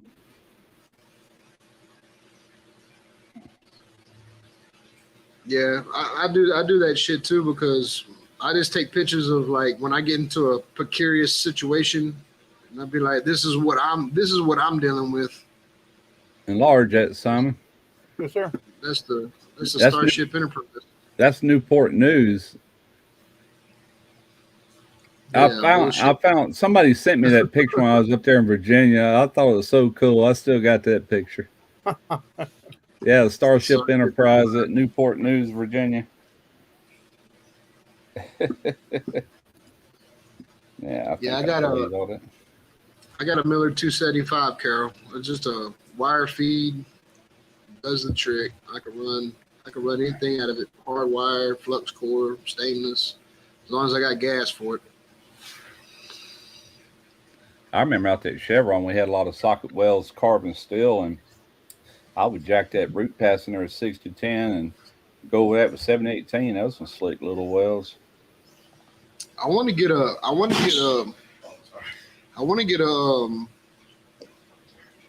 scratch rig or something, like a SMAW welder that I could run a scratch rig off of, just so I could have something here to do TIG welding and stick with. I watched a video the other day, and the guy was doing a review. What was he building? I think I was looking at the rocket stoves.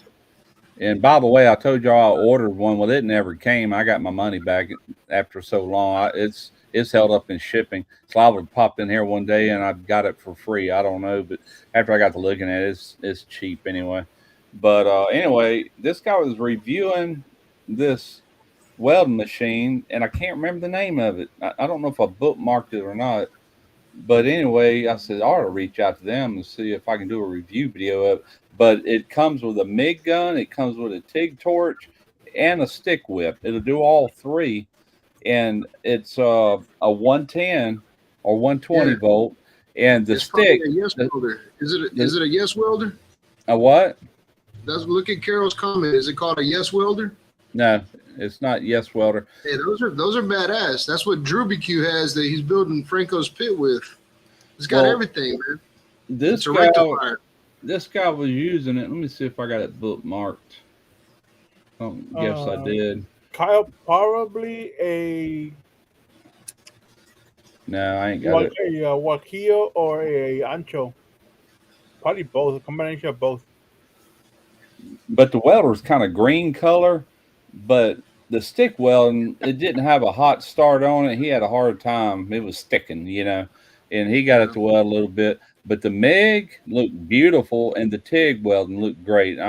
As far as them two, it worked really well.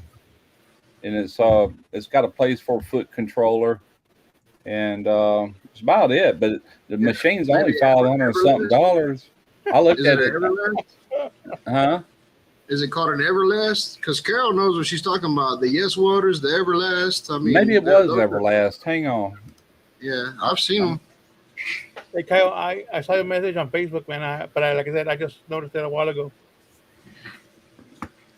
I went to the website, but like I said, I didn't save it. I seen that Everlast on Amazon, and then whenever I went to the, we had that big Yeah, conference right that's here in it. Houston. Everlast. Yeah. Yeah, And the one he was using was $500 and something dollars. They got some pretty expensive ones here I'm seeing, but so shit, they that's got all this I would need conference. around here.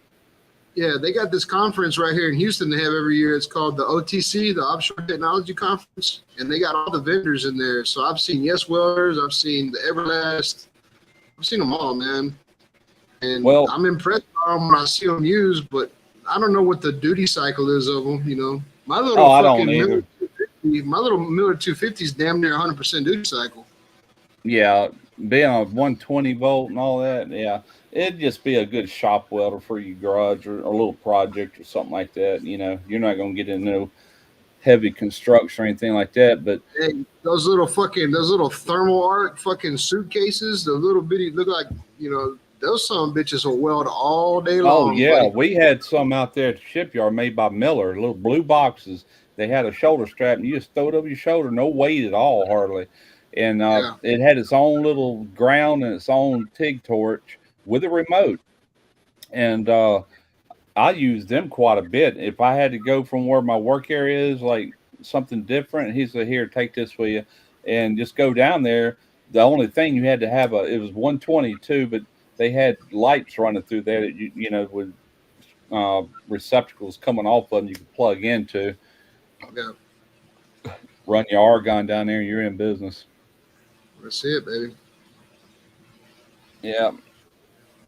Simon, what's your favorite weld machine? Whatever you use.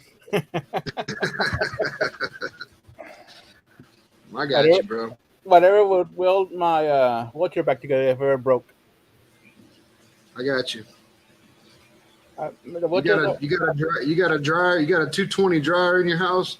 Because Yeah. I'll come over there with an adapter and I'll plug my welding machine in off your dryer plug and I'll weld that. I'll do short arc. I'll do some MIG on there and I'll weld it back together. this is I'm on that. a titanium alloy wheelchair. Oh well, shit! I can't weld that. Sorry. we got a fly Tyler in from Florida. Okay, here we go right here. Oh, you plug the Multi-process. insurance, you're like, hey, I need another chair. Wow, they got some that's almost $3,000. There's that one he did. $589 right now. Digital IGBT inverter construction. Does MIG, DC TIG, DC stick, spool gun, flux cord capable with optional drive rolls. 25% duty cycle. That ain't much.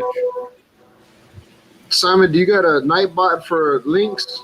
Yes, What is it? it is hashtag yes.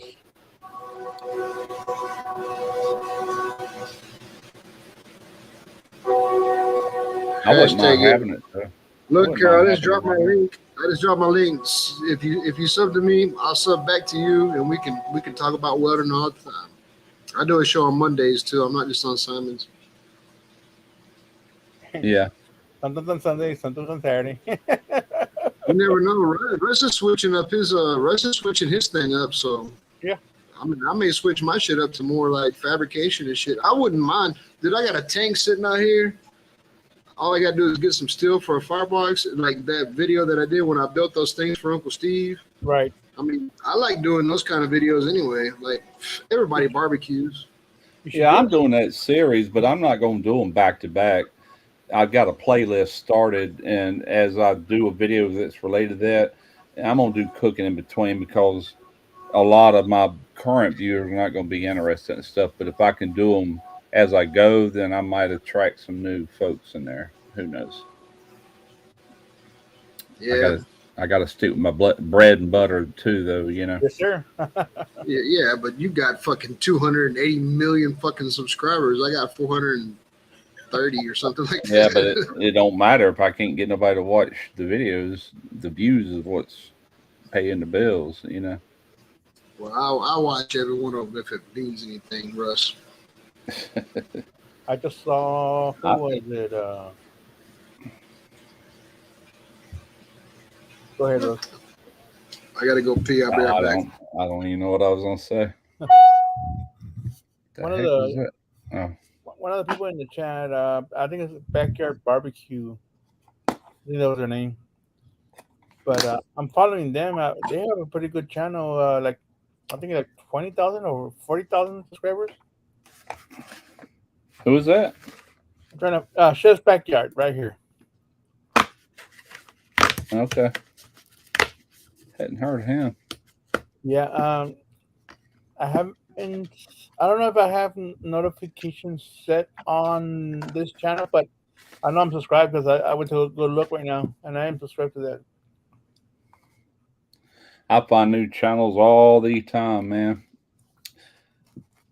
Not all cooking channels either. A lot of it's total different, you know. Oh yeah. I watch all kinds of different. Yeah, stuff. me too. I can't sit there and watch cooking videos, because that's what I do. I just get bored with it, you know. Yeah. Unless I'm researching like something I haven't done or whatever, then I'll dive head first into it. But my other interest is usually what takes my time. Right. I'll be in San Antonio probably in a week or two. Okay, fantastic. It'll be hot.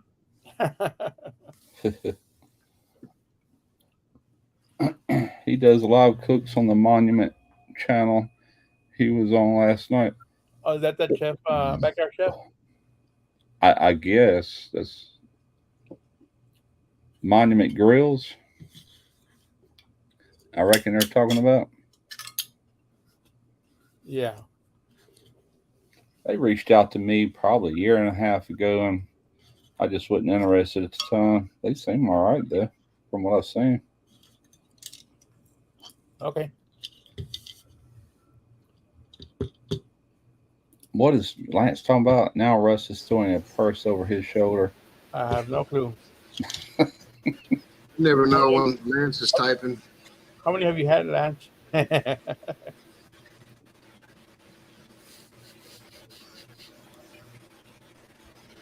Man, this Friday and then something next week I have to go for lab. A few weeks ago, somebody was asking me if I had a mill grinder for like making my own flour and stuff, and I pulled that one out, and I got to researching that. That thing won't mill flour. I mean, it will, but not the way it needs to be. Yeah, Like it'll crush crap. the kernels, right? Huh? It'll crush the kernels and make like feed. Yeah, it makes it like even corn. It makes it more of a grits type. You can't even do corn flour with that one. So I got to researching mills and everything. I wanted a hand crank one, which I'm gonna probably turn around and get an electric one.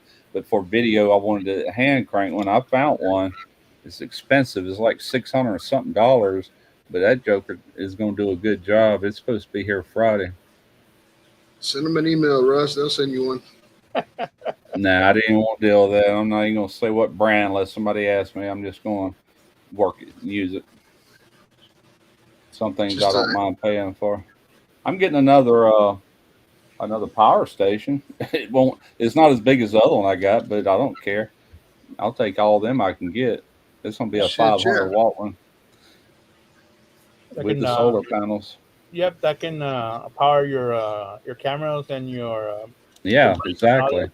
Yeah, it's just a little handheld with solar panels.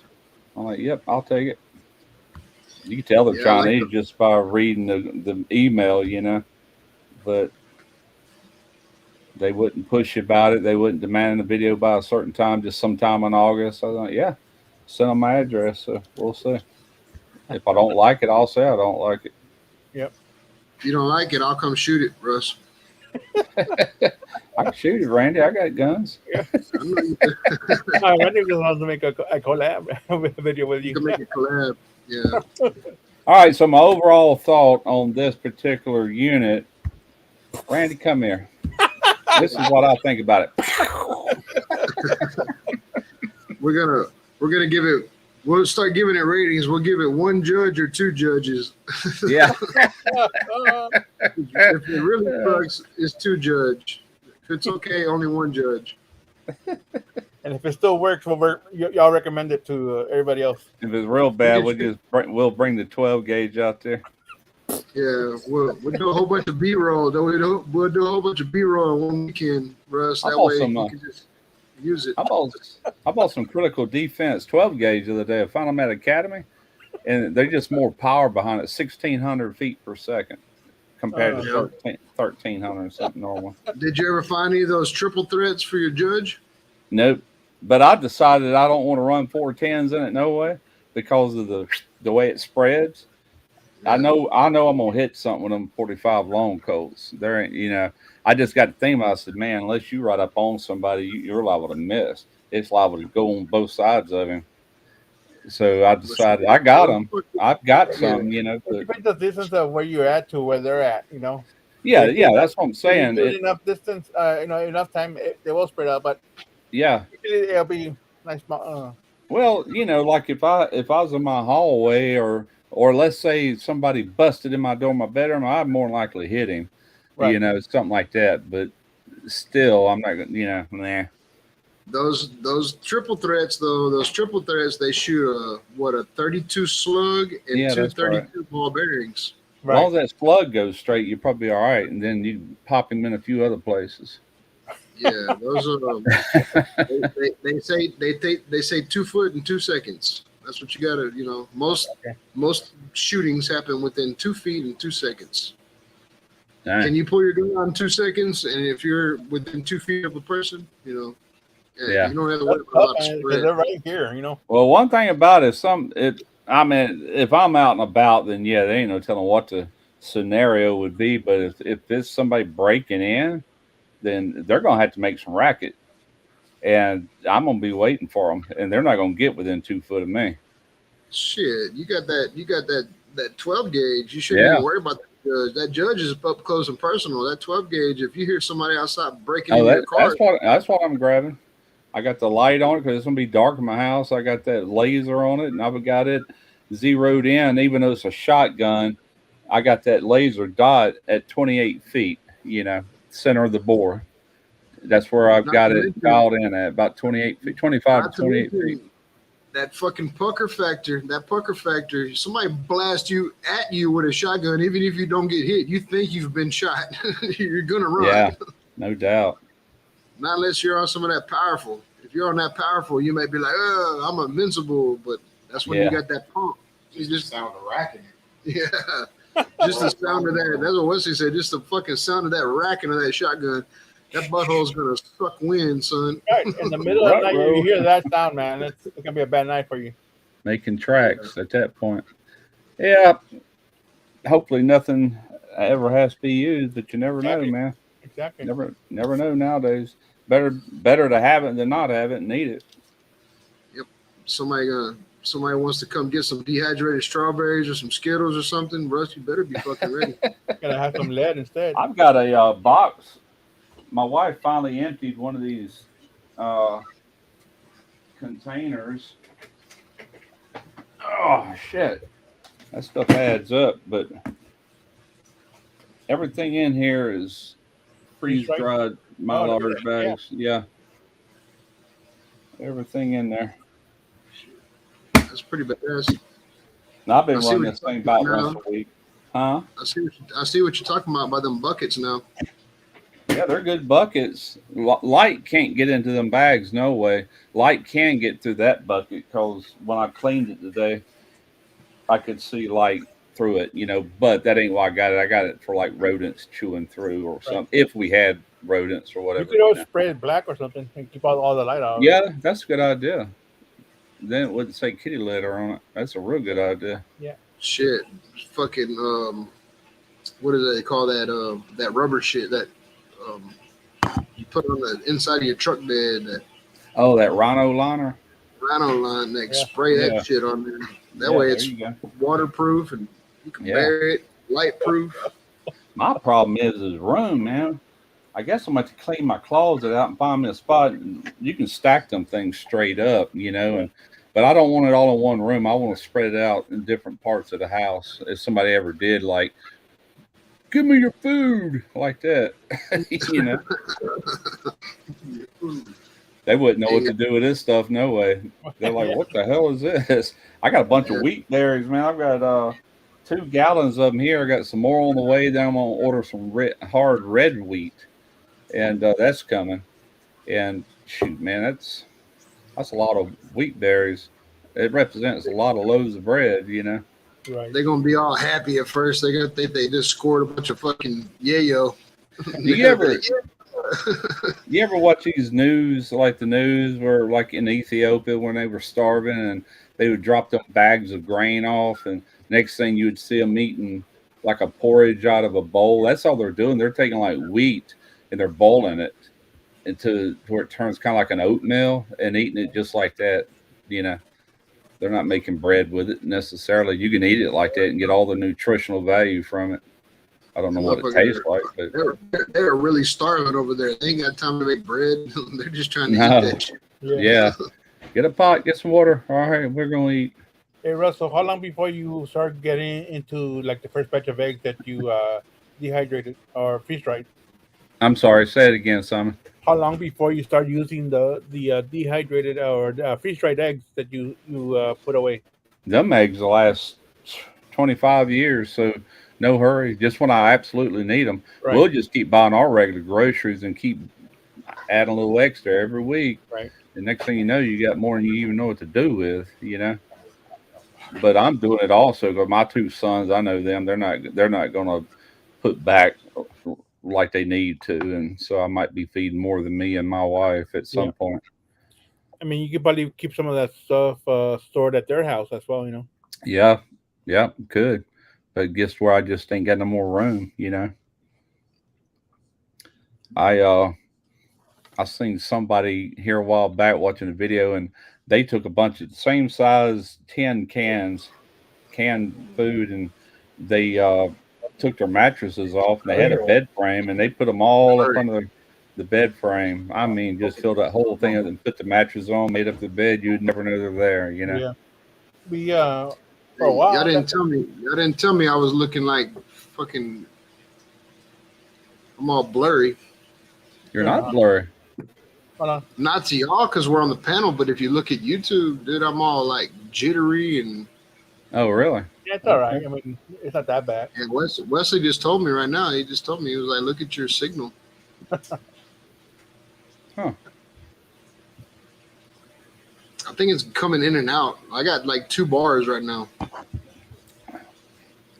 Can you put I a don't know, router already- booster? Can you put another router? I know, like my fiber optic I'm on, it come with two Wi-Fi routers, Yeah. I guess you call them. One is Well, right I here got- behind this computer. I And got then an the internet other one. booster right here.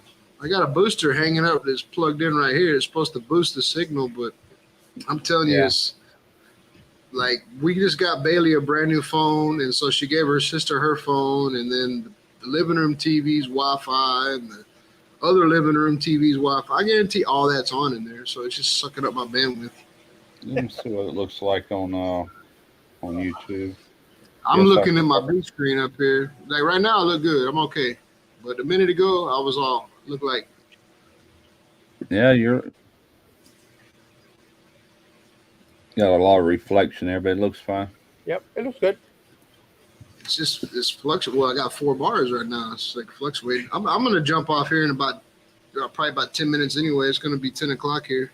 Yeah, Yeah, I'm me too. gonna I've gonna gotta- keep it going for 2 hours or another 12 minutes, and I'll be done. Yeah, I've got a video shoot All right. tomorrow, so I got to get some sleep. All right, I'll ride it out with you, Simon. Yeah, I think I'll ride it out for with you. another 12 minutes. We'll call it a night. You I'll always- say that he you leaves. always help but- me out. Yeah, Christy says because I'm in the shop. I understand.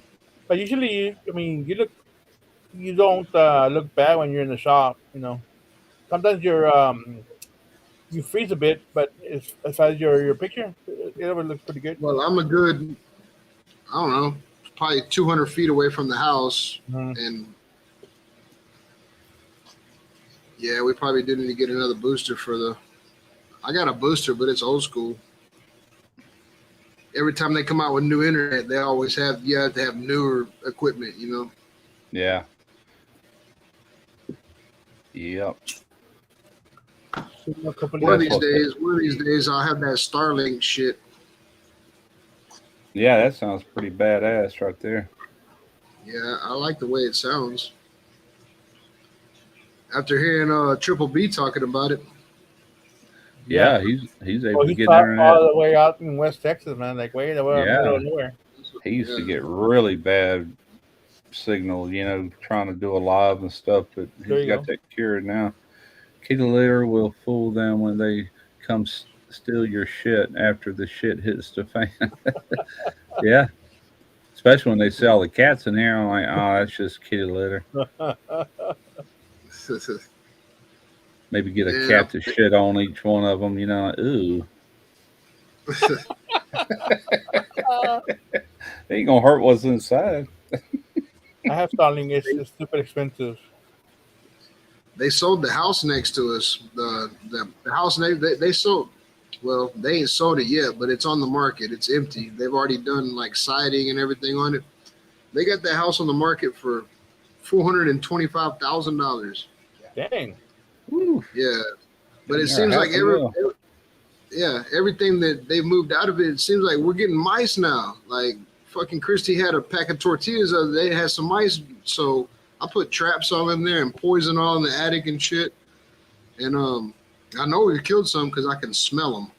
Yep. Oh God, That's yeah. the problem I have in the Yeah. house right now. It's between the wall between the bathroom and the kitchen.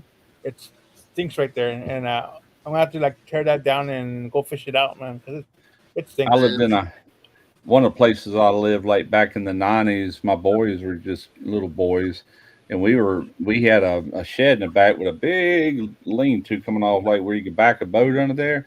Well, I hung up some rabbit cages, and I had a chicken pen on one end, and then the rest of it was rabbits. And next thing you know, man, we started seeing rats getting up in that chicken coop. They chewed a hole through that wall of that shed, and were coming through. Well, they went through the floor and then through the wall, was eating a chicken feed. So I got to where every afternoon I got my little fold out lounge chair, and I had a 22. I bought me some of that rat shot, and I would just sit up there in that chair, and late afternoon you'd see them. Here they come. I had a blast killing them rats. And these were rats. These wasn't mice. But well, we've caught a couple of them already. We caught a couple of big ones. But I put the little black things you put the poison in, they run in and run back out. We got those all outside, and then we put poison in the attic, and we've caught a couple of mice like in there. But I know that's where they're coming from. They're coming from that house because ain't nobody over there no more. So they're coming over here where we got water and dog food out. Right. Have you caught them in your house, like in the house? Inside the house, yeah. Yeah, I've okay. already seen them. I seen one run by one day and get in the goddamn food bowl for the dogs. you got to figure out where they're coming in at. Yeah, Cover that up, yeah. it was embarrassing as hell too because we had Christy's son's birthday last Saturday, and I guess we got one of them with the poison because as soon as you walk in the front door, man, all you smell was dead something. Like I was Yeah. embarrassed. So I got off work. I come home and I was like, shit, this house stinks. Yeah, Derek had a smell like that. We shoot them videos on that porch, and I was like, man, you got something died around here. And he had killed a squirrel in his backyard, and his dog that he's trying to train, he run over there and threw it up under the porch. But Derek got that out, so it wasn't a squirrel. And finally, the smell went away. I said, "Did you find it?" He said, yeah, it was a dead rat. I went, Good "Oh joke. crap!" Yeah, if you read Christy's comment, that's what brought it up. Is I think we need a cat. We need a cat. If we had a cat, then all that shit. That's would be, one reason I'm not worried about it, man. Mouse ain't got a chance around here, outside or inside. I used to can't have tell an you. old shop cat. I used to have an old black shop cat that lived out here in the shop, and then of course, this is a shop, so I do have rats out here. But Sure. that cat lived fat out here. That son of a bitch would be sitting over there purring with a big old full belly. Yeah. Yeah, we got a cat that'll bring it to you like it's a present or something. It could be a bird or they killed a squirrel before. I'm like, holy crap. But I haven't seen a rat yet. But we've found a few snakes around here too, but they're harmless snakes. I don't mess with them. King Dude, we snake. killed a big ass fucking copperhead the other day. Did I show you already? Not me. No, I ain't seen it. So I was having problems getting this big screen TV to hook up to the Fire Stick, and I called Christy, and I was like, "Come out here and change the password." I got one of these chicken shit universal remotes, and it doesn't do all the functions that this fucking Fire Stick remote does. Right. So there's no way to add numbers if it's over 4. You got to switch it over to make 5, 6, 7, 8. You know. Oh yeah. So I had to come out here and do the goddamn change the. Here it is. Christy's HR and tech support. Yeah, she is. She's all the way. Let me turn my brightness down. All right, here you go. See if you can see this. What is this again? Copperhead. Oh yeah, wow, pretty good I size. can't ever get nothing to focus in this camera. Go back a bit. Go back and put it more to your left. Cover your face. Right there. Yeah, there we go. Oh, there it is. Look up there. Dang. Good one. You see How big is that? Man? Yeah, I seen it. Yeah, that motherfucker had shit. It's lagging. So Christy came out here and she was walking in the garage door and she squealed, "Bee." I was like, "What is it?" And so we had like a square bale of hay, and she had taken some of the hay out and put in the chicken coop, and that snake was sitting right on top of that fucking hay. Oh damn.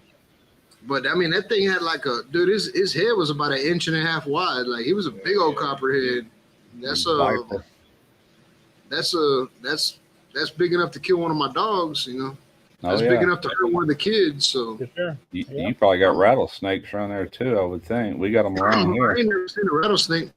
You know, since I've lived here for over 9 years now, and I've killed 4 coral snakes. Wow, they're deadly too. Yeah, I can't tell you how many water moccasins and copperheads I've killed. And then Yeah. I can't tell you how many non-poisonous snakes I killed, but The only snakes I've seen here, which we're in a subdivision, but we got a big ditch. Like if my backyard, when you go on the other side of the fence, there's a big, like a drainage ditch, and then it goes to the other people's house on the other block. And I guess some snakes are born in there, and they come up through our grass and make it to the house. dude, Killed I a walked couple out of here one day. I walked out here in the shop one day and opened the shop and turned the lights on, opened the doors, got ready to chill, and I heard on the ground. I looked back, dude, a big ass what do they call those? They're not poisonous. King Rat snake? No, I've caught king snakes too out here. Rat Yeah. snake, corn snake. Blue fucking, I don't know, something blue. I tell you, I- I tell you, a snake freaked me out one time. We went deer hunting. It was kind of hot. It wasn't really cold yet, but it was in like late November. And I was with a guy I worked with, and we just walking around. We seen this snake, and I shot his head off. And I reached down there and picked him up, and he wrapped his tail around my arm. Then he just broke into pieces. Like, Whoa. what the hell? It was a glass snake. Really? Glass snake. He just started breaking joints. He was already dead. I blew his head off, but he wrapped his tail around my arm, then just tink, shattered, like just breaking in joints. It's weird.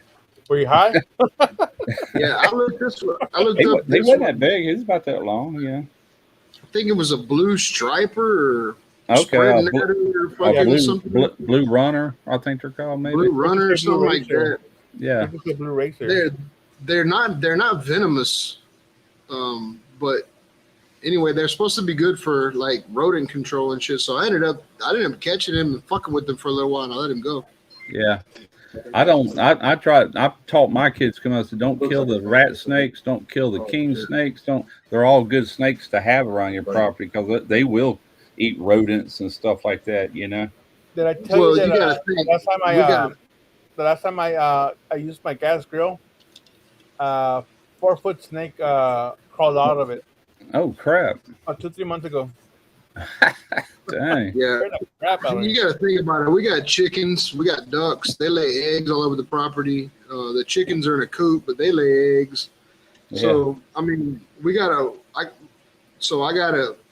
got 2 acres altogether, but one of the pieces of property has a natural spring-fed swamp, and then behind me is a big ass creek. So my yard is just a highway for all kinds of snakes and animals. What I'm gonna end up having to do is go buy some of that like that crushed up mothball shit they call it. That's a glass snake right there. Oh, Glass snake. Telling you it's actually a lizard, though. Look. It is called a snake, but it's Wes- not really a Wesley snake. just looked it up too. He said it's actually a lizard, But it's called a glass snake. but it's called a glass Oh, snake. okay. You got the same video you have. Yeah, this one's kind of long right here. It does look a little bit like a lizard around Yeah, the it's gills or whatever. Looks like a, That's the looks the color of same. them there. yeah, it looks like a legless Yeah. It's lizard. actually a lizard. But it looks just like a snake, yeah. yeah, glass lizard, glass. I don't give a shit, man. I don't kill something unless it's venomous. It's actually a legless lizard, though. Well, I wasn't gonna kill that one. I wasn't sure what it was, but that guy I'm with, he's like, "Kill it, man." He goes, "I don't like any snake because I don't know how to identify them really." So I killed him. I shouldn't have, but I did. My grandma was the same way. My grandma tells me only snake is a dead snake. Only good snake is a dead. Tell him it's a lizard. He heard me. Oh, Yeah, the snake that You can came hear out of my gas grill, I let it go because it wasn't trying to hurt me at all. It was just trying to get away. I just let it Yeah. go. Yeah, I hate walking up on any kind of snake. Gives you a freaking heart attack, man. Well, like I said, Man, I opened up scared of the shit. I opened up the yeah, you can tell out gas there. grill, the cover. I turn on the far right and the next burner to it because I was only gonna use that side. But for whatever reason, I look in the very corner and I see that much of a tail, a reptilian tail. I thought it was a lizard at first. Yeah. So I figured, you know what? Let me get that out here. I'll turn on the other two burners. And when I turned on the other two burners, I heard a lot of racket inside the gas grill. I thought it was the metal was expanding, but it was the snake trying to get the way out off the flame. We It got had some. It had a big old burn mark on his belly, but the skin was to singe off. Yeah. We've But, got some pretty cool lizards around here. The chameleons with the red thing that comes out. Yeah. My house I grew up in, my dad's house, he was loaded down with them things in the back. Yeah. And then salamanders with brown with little stripes. They were like salamanders, kind of glossy looking. They used to tell me them lizards that have that red thing that come out. My grandparents used to tell me that was their money. That's how they get the women, is they show their money. I've even seen geckos in Pascagoula, where I'm from.